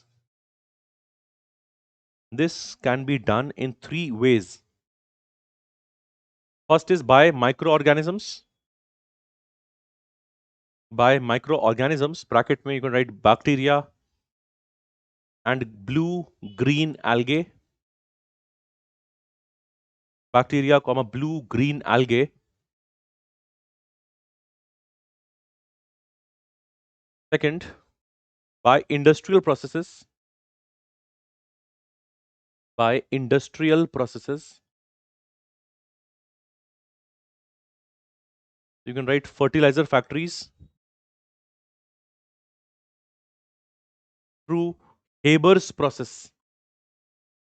Habers, through Haber's process. Fertilizer factories through Haber's process. And third is by atmospheric phenomena. Atmospheric phenomena. Bracket you can write thunder and lightning.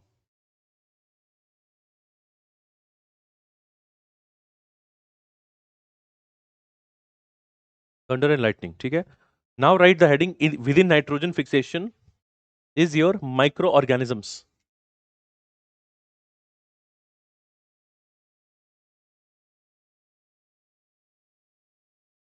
Microorganisms. Now you can make something like this. These organisms can be symbiotic. They can be free living. And when I'm talking about this I'm talking about in the context of terrestrial, which means land, which means nitrogen fixation can also happen in oceans. Now, what is the meaning of symbiotic in this case? Right? Both are getting benefited, right? So here one of the best example is rhizobium. Now, rhizobium is a bacteria which attaches itself to the roots and nodules of the plants, and both are getting benefited. Rhizobium is a bacteria, but when we had done mycorrhiza, वो क्या था? Fungus. Okay? So the very best example of symbiotic association of microorganism which helps is one is rhizobium. ठीक है? अब free living क्या है? And rhizobium में क्या होगा? They are going to be attached. Two are there. That is what is symbiotic. Free living में they are living independently. Right? But here also there can be two cases. They can be aerobic, which means they live in the presence of oxygen. They can be anaerobic, which means in the absence of oxygen.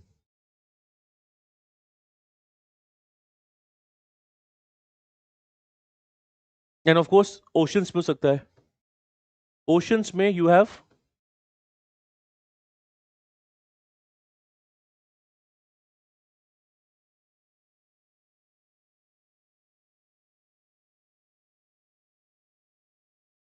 I'll tell you the full form of these three. NAS क्या है? Nostoc, Anabina, Spirulina, पर बाद में लिखेंगे.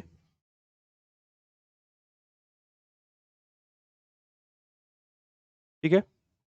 So what we have seen, microorganisms में you can have symbiotic, you can also have free living, right? And right now these are of course found in land, but of course you can have them in oceans as well, right? Now, symbiotic में which example did we write? Rhizobium, and rhizobium is a bacteria. Just and in the margins also, right? Both. There's a difference between mycorrhiza and there's a difference between rhizobium. Rhizobium is a bacteria. Mycorrhiza is a fungus. And mycorrhiza helps you more with phosphorus.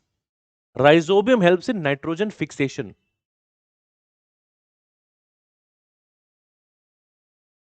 But both of them happen to be these symbiotic interactions.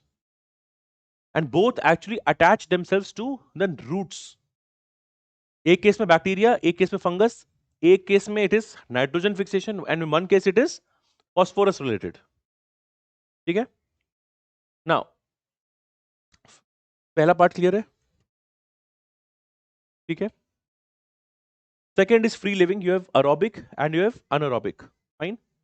So here you will write examples for both of them. अब देखो, free living bacteria is known as the non symbiotic. Yes or no? Free living is non symbiotic. Now, in aerobic, you have two examples. One is the azobacter and one is the Bijmikia. These are aerobic. Aerobic means they will live in the presence of oxygen and they will also help in nitrogen fixation, but just that they are free living. Free living का मतलब सोचो क्या है? Free living means they are not attached. They can live independently. Rhizobium would be, yes, तो rhizobium जैसा है, ये है, they are associated with plants. अभी इसका मैं इसको लिखाऊंगा अभी आपको. What is leguminous, etc. And second is anaerobic. Anaerobic here is Clostridium and Rhodospirillum. Clostridium and Rhodospirillum. These are these are the free living bacteria, all of them. Clostridium and Rhodospirillum. For somebody doing this for the first time, you will see so many microorganisms. थोड़ा सा overwhelming लग सकता है. But as you see this and revise it a couple of times, you will remember all of them, because then it will be familiar to you.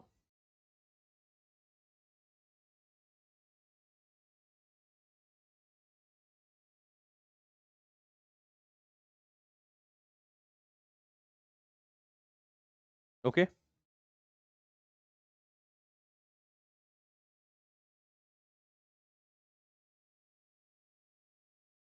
All right. Now, so we've seen non-symbiotic, right? Symbiotic may now write this exact line. Rhizobium. So they are living in association with leguminous. This term is very important, has been asked a couple of times in the exam.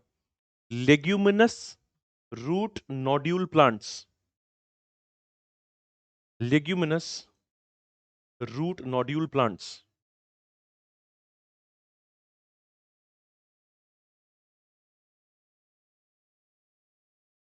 Leguminous root nodule plants. ठीक है? I'll just tell you after we're done with this cyanobacteria, फिर हम आते हैं leguminous पे भी. We'll have a short discussion on what are leguminous plants. Third one is cyanobacteria, BGA, nostoc, Anabina, spirulina, and this is nitrogen fixation in oceans. Nitrogen fixation can also happen in oceans. It can also happen on land. It can be symbiotic. It can also be free living.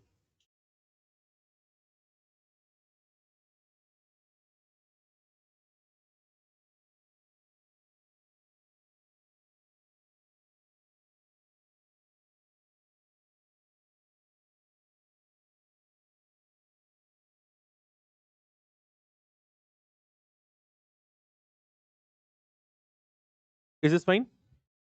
Now, इसी के नीचे note करके लिखो, just write leguminous plants. Leguminous plants. इससे पहले आपने सुना है leguminous plants? Any example of leguminous plants? बस यही गलती हो गई.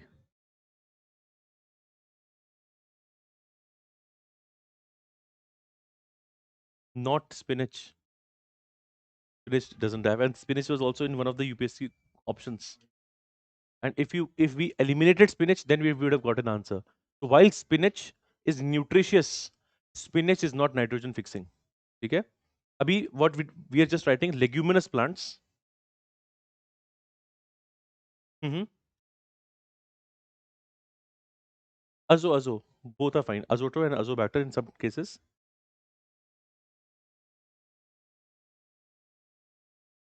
Okay, now we're talking of leguminous plants.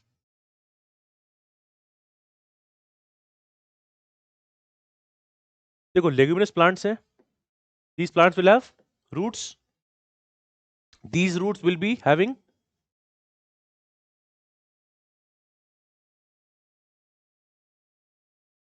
rhizobium bacteria, and this helps in nitrogen fixation. Now UPSC has been interested in this topic and they have asked you details of, पहले उन्होंने क्या पूछा आपसे, कौन सा बैक्टीरिया है, कौन से टाइप का एसोसिएशन है, that is symbiotic. Next, back to back, two questions have been asked on this, like questions like examples of leguminous plants. Okay, now how many of you like eating chole bhature? You know chole? What is chole? It is chickpea. Chickpea is also a leguminous plant. The pulses that you eat, pulses are also leguminous. Now pulses, chickpea, etc., not only are they nutritious, but they also help the soil, right? Because they help in nitrogen fixation. So leguminous plants are also very useful in agriculture, economy. Also, you will see leguminous plants. We are right now seeing this from an environmental point of view, right? So leguminous plants are characterized, or they have two major properties. Okay, अभी हम लिख लेंगे इसको. One property, of course, it's they help in nitrogen fixation. Second, there is a pod formation. अब ऐसे तो समझ नहीं आएगा pod, so you may think a pod, so I know podcast, but I don't know what is a pod. You have seen this peas, mutter. Peas you have seen? So there's a covering. When you open the covering, you have the small, I should say balls or water, you should say, right? Peas are there, right? So this is a proper pod formation. Pod formation and nitrogen fixation is the specific attribute of leguminous plants. So just for our reference, we'll also see an image and then I'll give you certain examples of this. 1 second.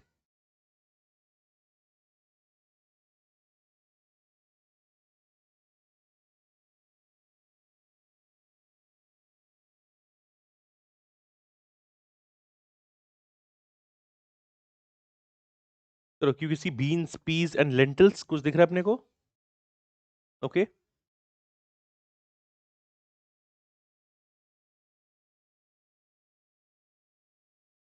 This is a basic example of a pod. Legumes, pea families, etc. Beans, peas, peanuts, soybeans, etc. और ये क्या है? The pod here is of a pea plant. Just showing this to you so that you remember what are the some of the attributes of these plants. ठीक है? तो अब legumes are just a type of a plant. Not every plant is going to be a legume. Because not every plant is going to be nitrogen fixing. जैसे कि your friend spoke about spinach. Somebody can have a misconception. How many of you seen Popeye the Sailor Man cartoon? Popeye. Popeye used to have spinach and then he used to fight. That was again just to tell the small kids that spinach eating is good. Because the kids they will not be eating the green leafy vegetables. So not everything which is green and leafy is going to be doing nitrogen fixation. Right? So this is one example of legumes. Okay. And again, what we eat, your dals. Okay. Dals are lentils. Lentils are also leguminous. Okay. So we'll also write this. जैसे ये देखो, ये सारे ना beans, etc. All these are leguminous. Peas हो गए, beans, lentils. Lentils are the dals that we eat. Fine. Now coming back, just write the heading. ये आपने लिख लिया ना, leguminous. So right, they belong to the family. Lentils में they belong to the family Fabaceae. Fabaceae.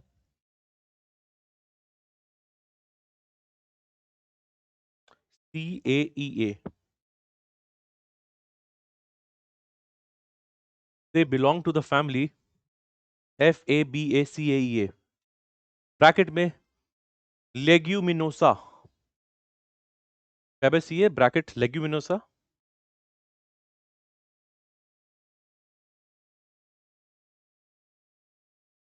Okay, right. First, अब इसी में लिखो key features. Only two key features we'll write. One is nitrogen fixation. First key feature is nitrogen fixation. Dash लिखो by symbiotic association with nitrogen fixation में by symbiotic association with rhizobium bacteria.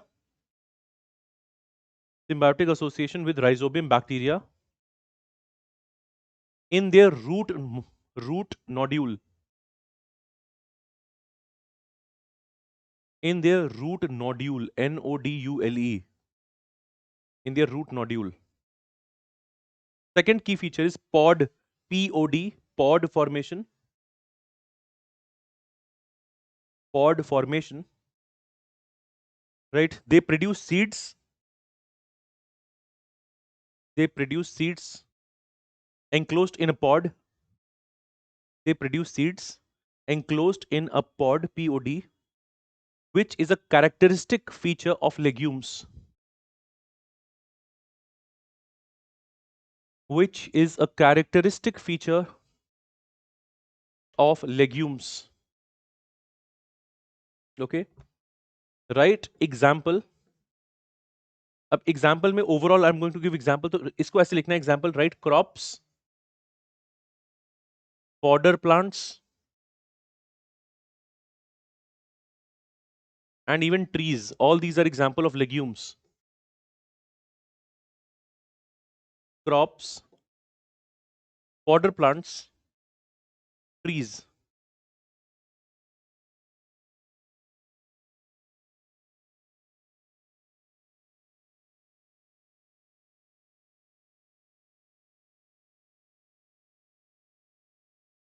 Peas, chickpea, beans, lentils are all examples of,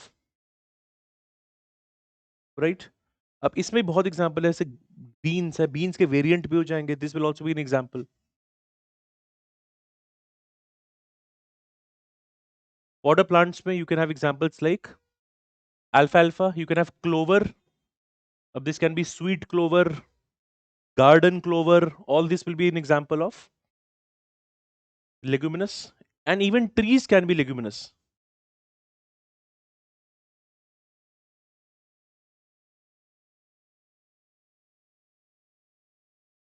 Okay, you can write the example of acacia.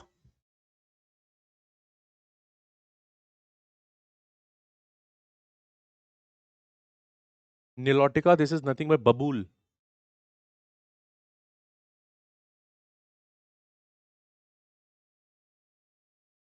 पूरा नाम है, पूरा नाम है. Acacia will have, acacia is a broad term, and with that you'll have many examples also. ठीक है? So many examples are here. Even this, जो एक पूरी slide है, this has been asked at least 2 times by the UPSC in the exams. Either they will ask you examples or they'll ask you the significance overall, right? Now, because this again topic has intersections with agriculture and even economy, just write down significance.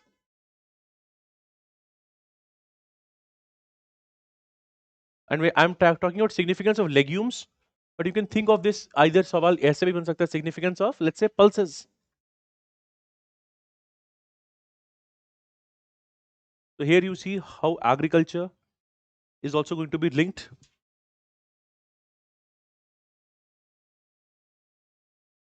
Now you tell me what will be the significance of legumes and pulses.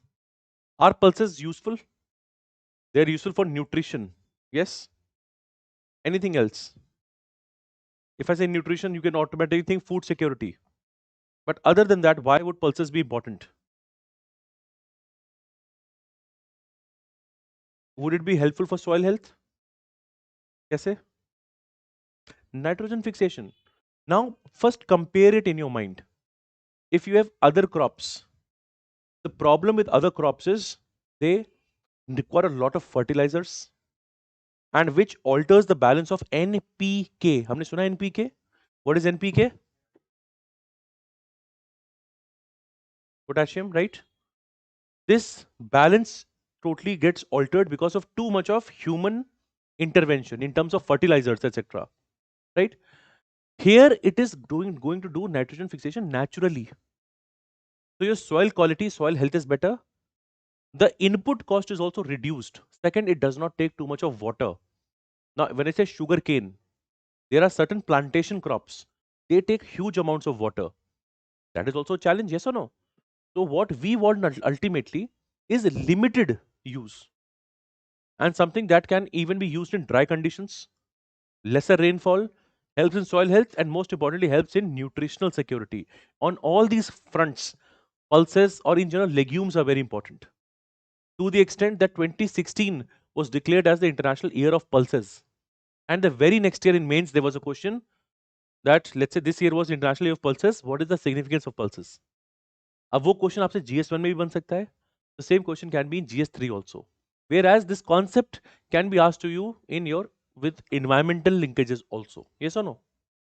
Okay. So we'll write a couple of points here. सबसे पहला point है soil fertility. Soil fertility, right? It reduces dependence on chemical fertilizers. It reduces dependence on chemical fertilizers by naturally enriching soil with nitrogen. By naturally enriching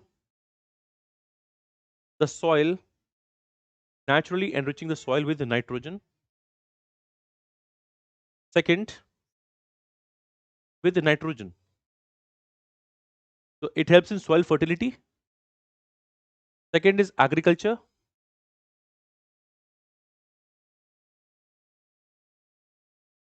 Right? It is used to maintain soil health.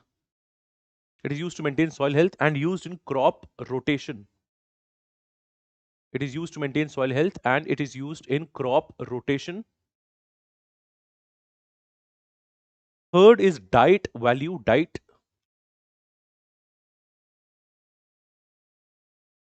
Diet value. Right? It provides protein rich food. It provides protein rich food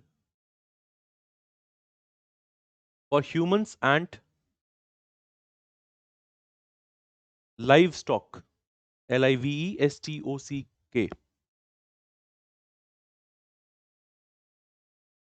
ठीक है?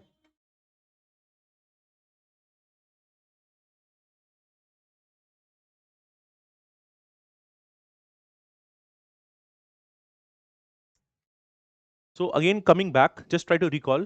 We've seen nitrogen fixation. It can happen in three ways. What are the three ways? Microorganisms. Second, industrial. Third, lightning. Okay. Now, in microorganisms, ये तो सामने लिखा है आपके, हाँ अब बताओ. Microorganisms can be classified how? They can be symbiotic. Can they be free living? And can they this happen in water? Yeah, which means oceans. In oceans, tell me the example. BGA. अब BGA में तीन चीज देखी हमने. Nostoc, Anabina, Spirulina. If you go to right now any of the medical shops right now, spirulina based supplements are also getting very popular. One, of course, these are nutritious, okay, and they are also sold as nutraceuticals. What is nutraceutical? Think of supplements. Nutraceuticals are your supplements which help you. Okay, so if there is any deficiency, etc., so for that they can be helpful, right? Nutraceuticals. Okay. Okay.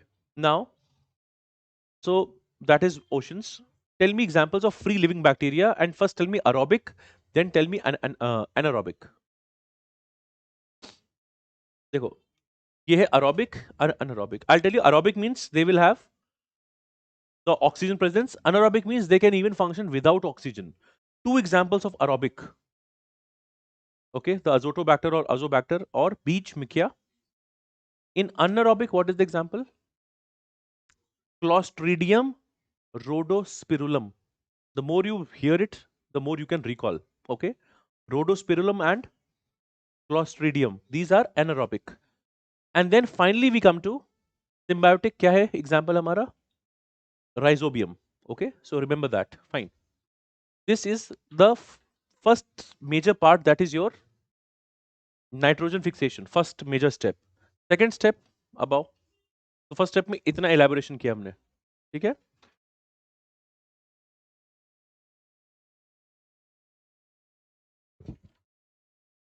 Second step also right.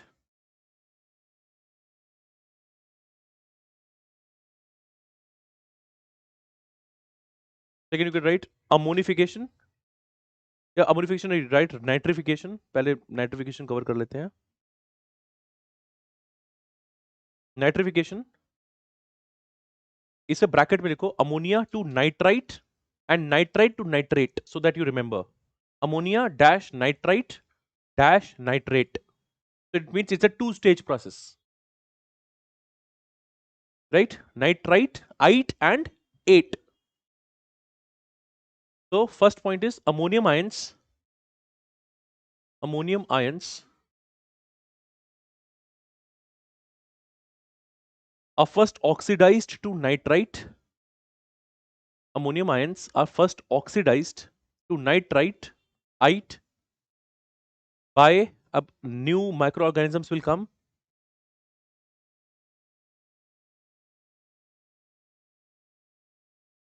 Focus here. Nitrification, ammonia to nitrite, ammonium ions are first oxidise to nitrite, आइट है यहाँ पे, okay, first stage पे, by Nitrosomonas Nitrococcus bacteria.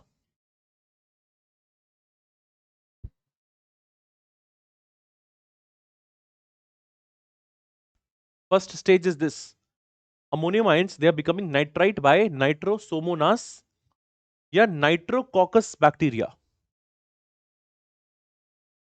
Nitrosomonas nitrococcus bacteria. Now nitrite जो ite है, ite will become 8 by nitrobacter bacteria.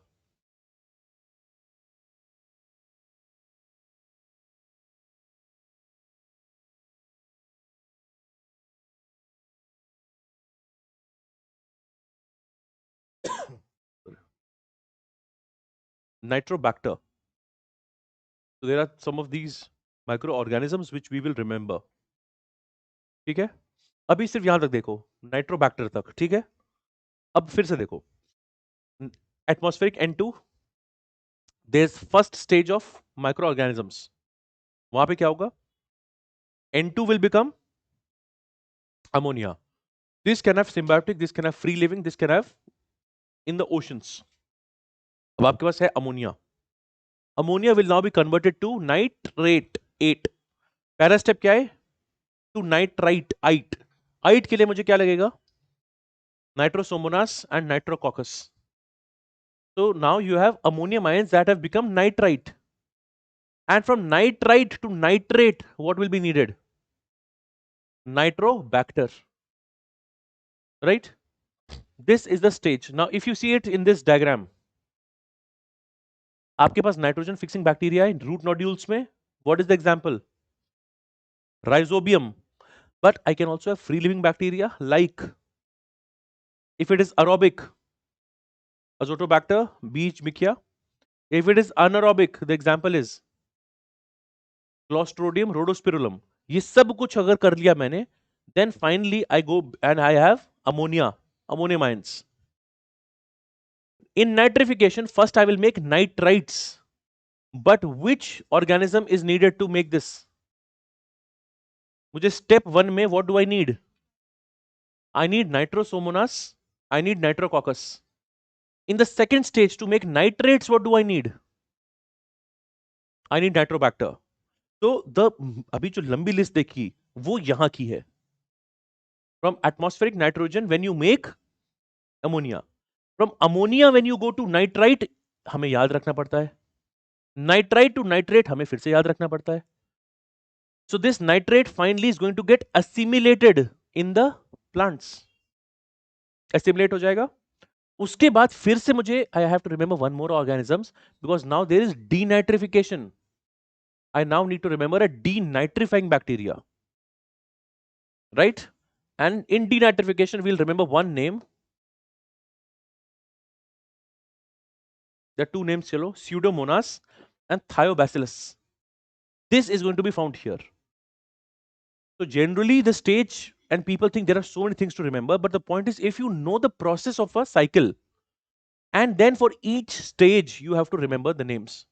And the best way is either you make a sticky note initially, okay, or after the class gets done, फिर से अपने हाथ से cycle बनाओ. Stages पे ध्यान दो.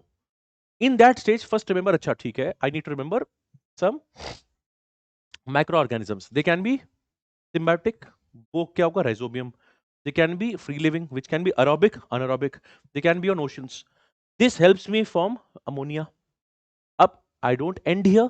From ammonia, I'll go back to nitrites. That is the first stage. For that, I also need nitrosomonas and nitrococcus. From ites, I go to eights. Then I need nitrobacter. Now there's a process of assimilation, things get sorted. But even then, I need a denitrifying bacteria, which is Pseudomonas and Thiobacillus. इसी चीज को then you do it a couple of times, you will make sense. This is why sometimes the cycle it says looks complicated because there are many stages. ठीक है? Nitrification लिख लिया आपने? Right? Assimilation then? Because nitrification के बाद this is assimilation if you can see the image. Assimilation.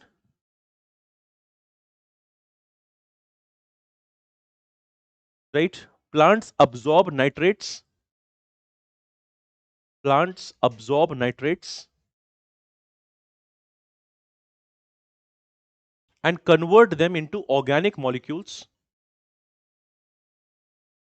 Plant absorb nitrates and convert them into organic molecules like proteins and nucleic acid. Proteins and nucleic acid.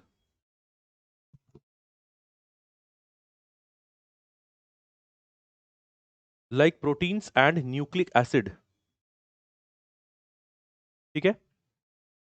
Right, second point इसमें, no microorganisms are involved directly in assimilation. No microorganisms are involved directly in assimilation.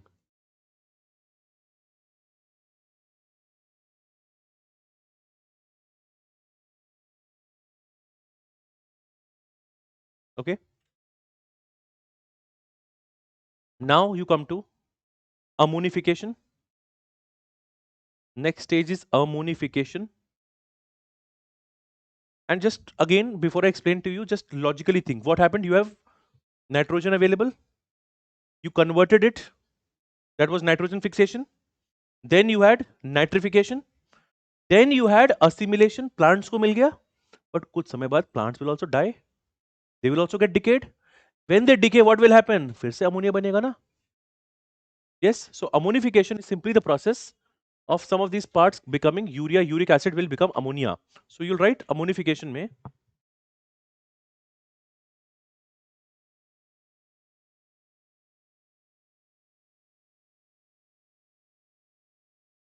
right, living organisms produce nitrogenous waste products.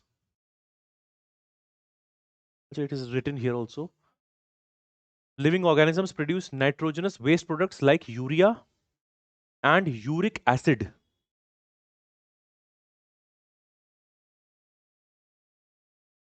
Urea and uric acid. These waste products and dead remains of the organisms. तो दोनों चीजें हैं. These waste products and the dead remains of the organism are converted back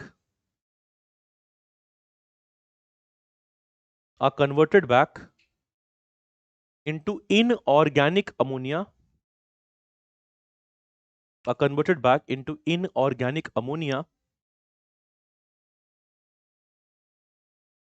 and ammonium ions by bacteria.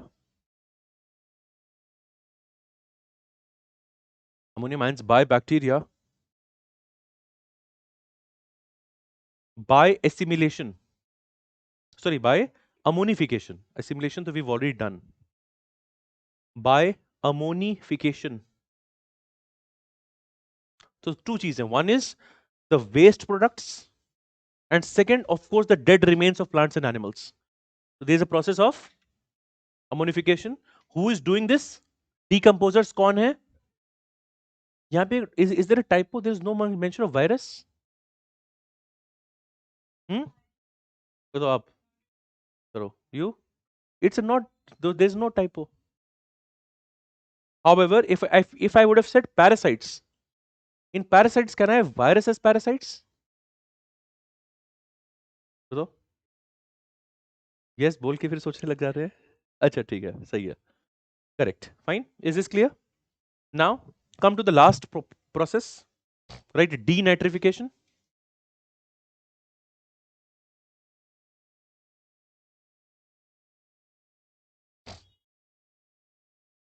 Okay, so here just bracket में you'll write from nitrate to nitrogen. Denitrification is nitrate to nitrogen. Okay, so of course you write the process of reducing nitrates in the soil. Process of reducing nitrates in the soil to nitrogen is called denitrification.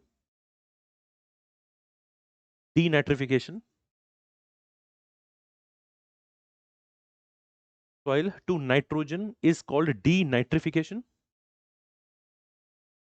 Okay. Then write soil and oceans. It means this process can happen both in soil as well as oceans. Soil and oceans have denitrifying bacteria like denitrifying bacteria like, and you have right in front of you pseudomonas and thiobacillus. Thiobacillus. How many of you have heard about lactobacillus? Lactobacillus किस चीज में होता है? Curd में होता है, ठीक है? This is Thiobacillus. Pseudomonas and thiobacillus, which convert, you can write these nitrates into elemental nitrogen.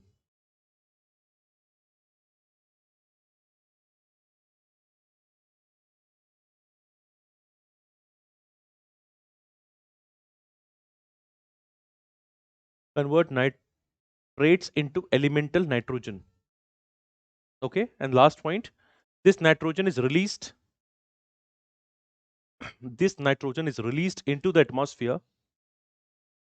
This nitrogen is released into the atmosphere, completing the cycle. Completing the cycle. Okay. Now, a small exercise for you. I'll set a timer of 1.5 minutes. Change your page so that you don't see the write-up. आपको लिखने हैं sequence of steps in nitrogen cycle. I've told you 5 steps.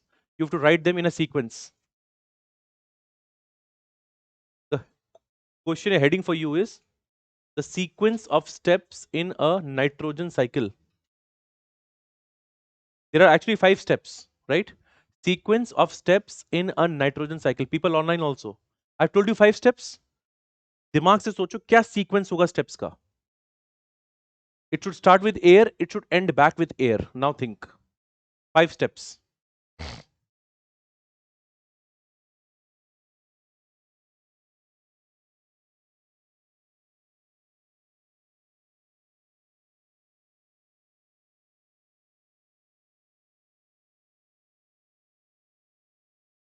You write, I'm just writing the 5 steps in a very jumbled format.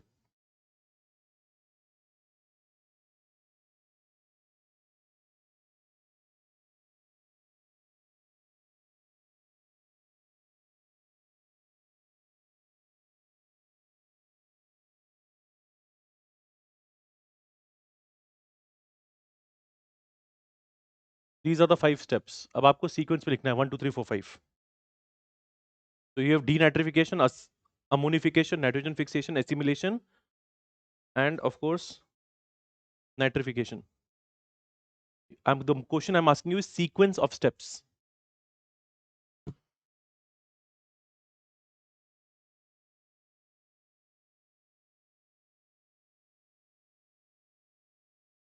किसी ने कर लिया? अच्छा. People online, what is the status? कर लिया आपने? Because even after seeing this, you will still make a mistake because getting used to nitrogen cycle takes some time.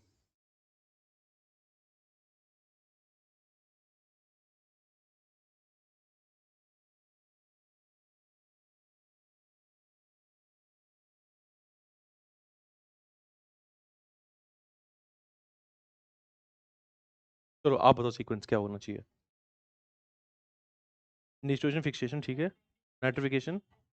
चलो ठीक है. और कोई आप बताओ. हाँ हाँ हाँ. सम सोचो कुछ गलत कुछ किया शायद गलत. आप बताओ सीक्वेंस. हाँ. देन. हाँ. चलो लास्ट बताओ. हाँ. नहीं नहीं नहीं, चलो फिर कोई और. हाँ. अच्छा और कोई. चलो you. People online, you can also just write the sequence.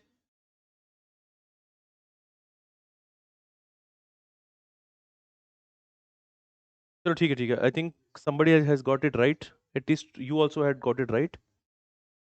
ठीक है, अब देखो सबसे लास्ट में क्या होना चाहिए, just you tell me what should be at the last? Denitrification. क्यों? Because nitrates become N2 and they go back to air. और शुरू किससे होना चाहिए? नाइट्रोजन फिक्सेशन से। At least this will be should be common, so you should start with this is your number one, yes or no? Because from the air you start, air as N2 and N2 say what you are making, and this NH4, this should be your starting point. Your ending point is, because the nitrates will become N2, they go back to the air. क्या ये cycle बन रही है? ये तो सही है। बाकी अब 3 स्टेप सेट करने हैं हमें। हम्म अब सोचो सेकंड स्टेप क्या होगा आफ्टर नाइट्रोजन फिक्सेशन? पक्का? नहीं नहीं, वो नाम से ऐसा लगता है। Second step is, yeah, second will be nitrification. After that you have assimilation, and then you have ammonification, because in ammonification the waste products, the dead remains, etc., they are going to come, and finally you have denitrification. Okay, तो अगर मैं यहां से भी देखूं, it may seem कि this is happening simultaneously, but a more organic ways to understand this happens, right? And then this is also contributing to it later on, because when the plants assimilate, only then they finally decompose, and then this goes back. This is how the cycle happens. Generally the confusion is around this point. Huh? Hmm. Huh. Right, but right, so, and when would a animal eat a plant? After only the process is getting, when they actually have nitrates, the plant is getting growth, then that animal is eating that plant, and then that decomposition process is happening. Okay, so more simple linear way to understand is like this, that you start with nitrogen fixation. Okay, nitrification happens, etc., nitrogen uptake is happening, assimilation is happening, then the growth and the decay will happen, ammonification, and then that leads to denitrification. Okay, that makes sense? तो sequence हमने क्या देखा अभी? हाँ ठीक है ठीक है, nitrogen fixation, nitrification, assimilation, ammonification, denitrification. Okay, that is fine. Now what do you think is the significance of nitrogen cycle? What is so special about it?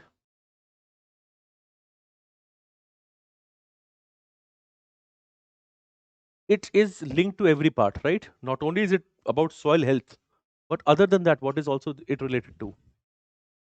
Of course, soil health हो गया, microorganisms हैं, okay, productivity हो गई, then, right? So write the heading, just significance. A couple of points will also write.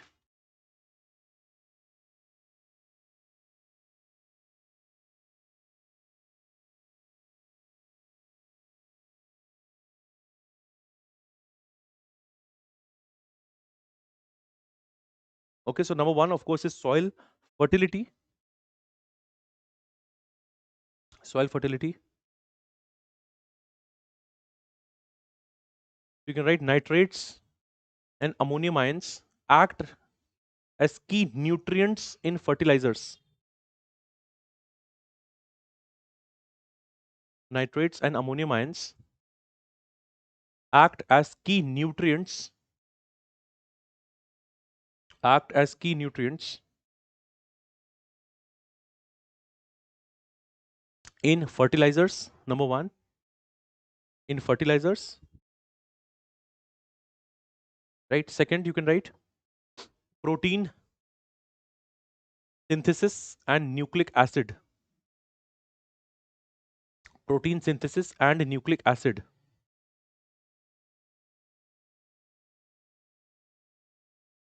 Right? It ensures availability of nitrogen. It ensures availability of nitrogen for building blocks like amino acids.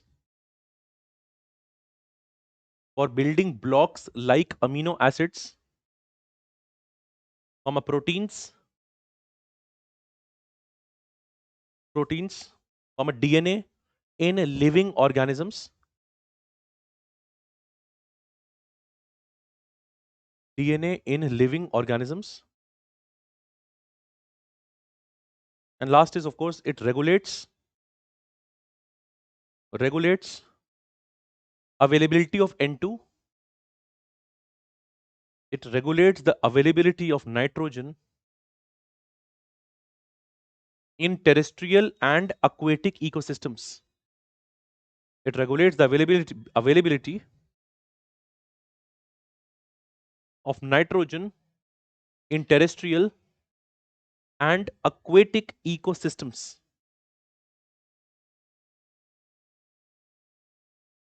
Okay. The last heading is just like we did for the carbon dioxide. We'll also see the current updates. Just write down current updates.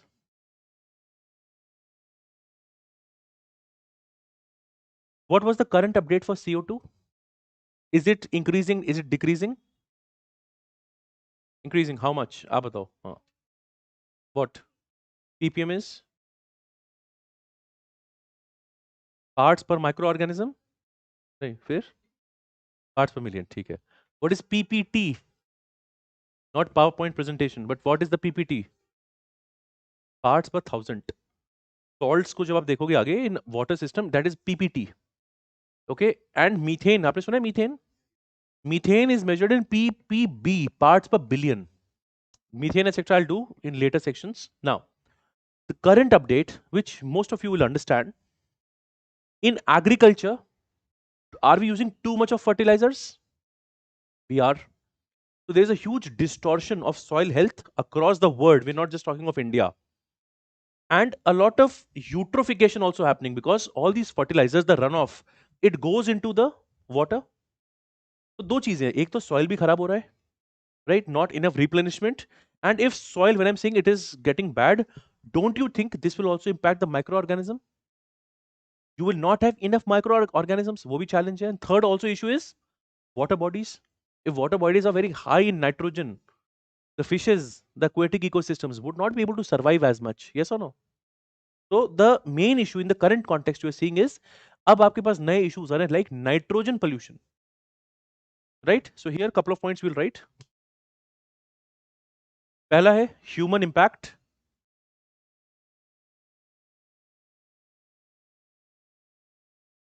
Right? लिखो overuse of synthetic fertilizers.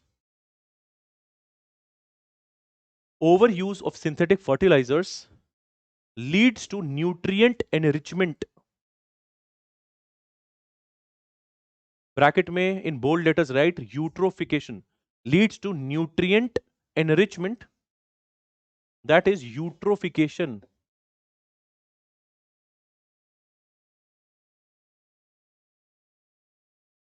Eutrophication. Right? It depletes oxygen levels. How it does that? I'll do this in aquatic ecosystems. Right? It depletes oxygen levels and harms the aquatic ecosystems. It depletes the oxygen levels. Aquatic ecosystems.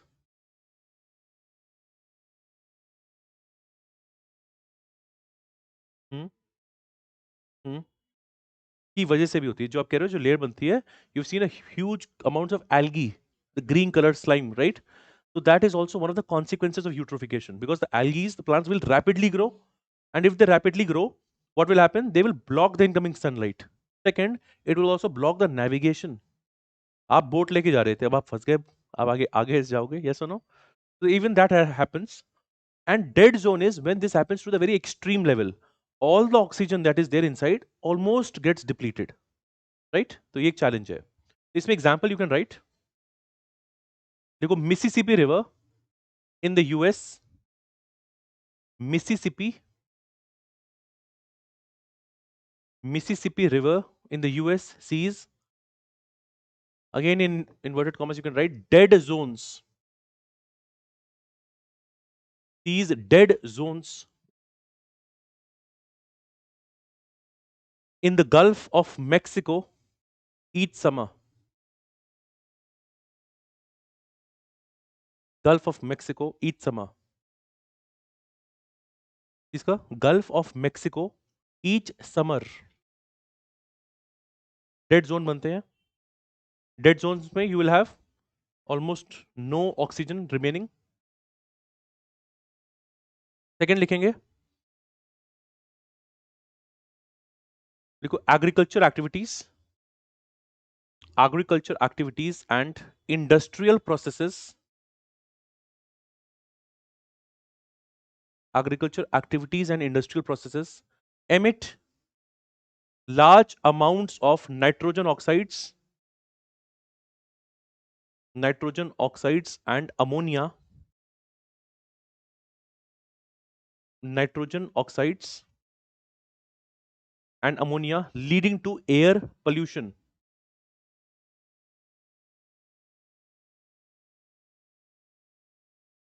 Air pollution.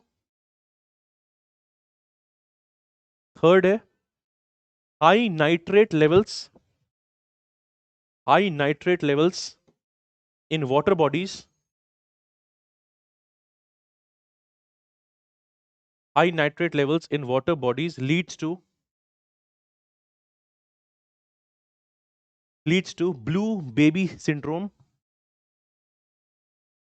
High nitrate levels in groundwater, your water bodies leads to blue baby syndrome.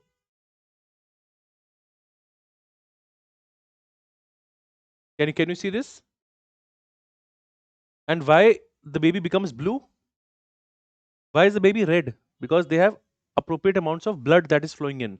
If that reduces and if the nitrate level increase, this is known as blue baby syndrome. The color from red will start to change into blue, right? इसका दूसरा थोड़ा complicated नाम ये है, if you can see, methemoglobinemia. हाँ चलो एक यहाँ पे दिख रहा है. This is basically the lack of oxygen.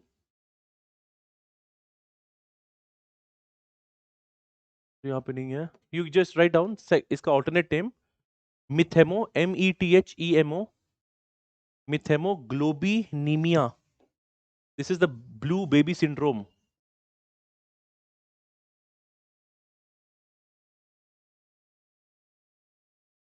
छोटा सा नाम है methemoglobinemia. This is blue baby syndrome.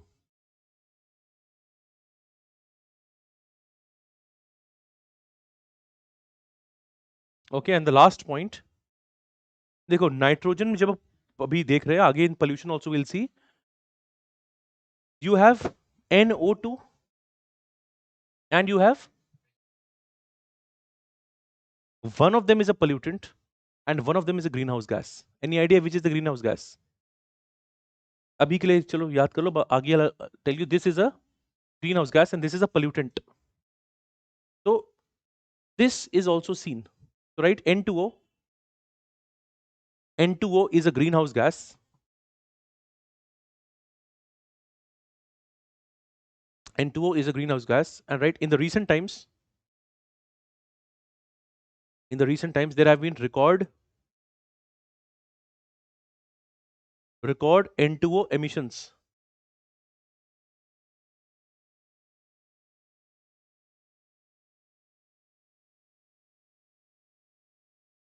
There have been record N2O emissions, right? Bracket में लिखो 338 ppb parts per billion in early 2025. 338 ppb parts per billion, which is 40% more as compared to 1980s. 40% more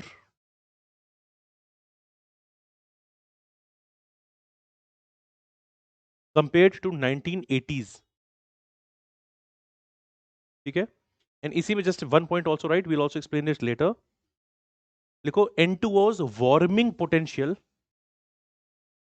N2O's warming potential is 270 to 300 times that of CO2. Let this fact settle. It has a warming potential 300 times more than CO2, making it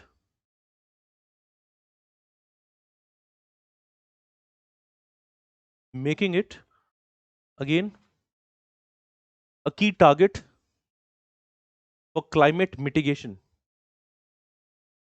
Making it a key target in climate mitigation. ये जो हमने लिखा ना 270 से 300, इसी में लिखो margins में, this is known as GWP, global warming potential. Each gas has its GWP. This is something we will again see when I do climate change and greenhouse gas with you in more detail. So this term is known as global warming potential. Is that fine? Okay. So we end it here. Today, at least for carbon cycle and nitrogen, there is a lot of concepts. There's a lot of process and facts. ठीक है, ऐसा लग रहा है काफी कुछ किया है आज. So your job is at least you have to revise it, right? Because इसी के ऊपर ही हम build करेंगे. We'll be building on this. Tomorrow we will be just ending talking about sedimentary cycles, and tomorrow also we will cover the part of homeostasis, and that will cover the functions of an ecosystem. So tomorrow the topics for us are two. One is we've covered the gaseous cycles. We are now left with the smaller section of sedimentary cycles. वो हम करेंगे. And second, what we'll do is homeostasis, right? That will be again an interesting part. Okay, so we'll end it today. Let's meet tomorrow, same time.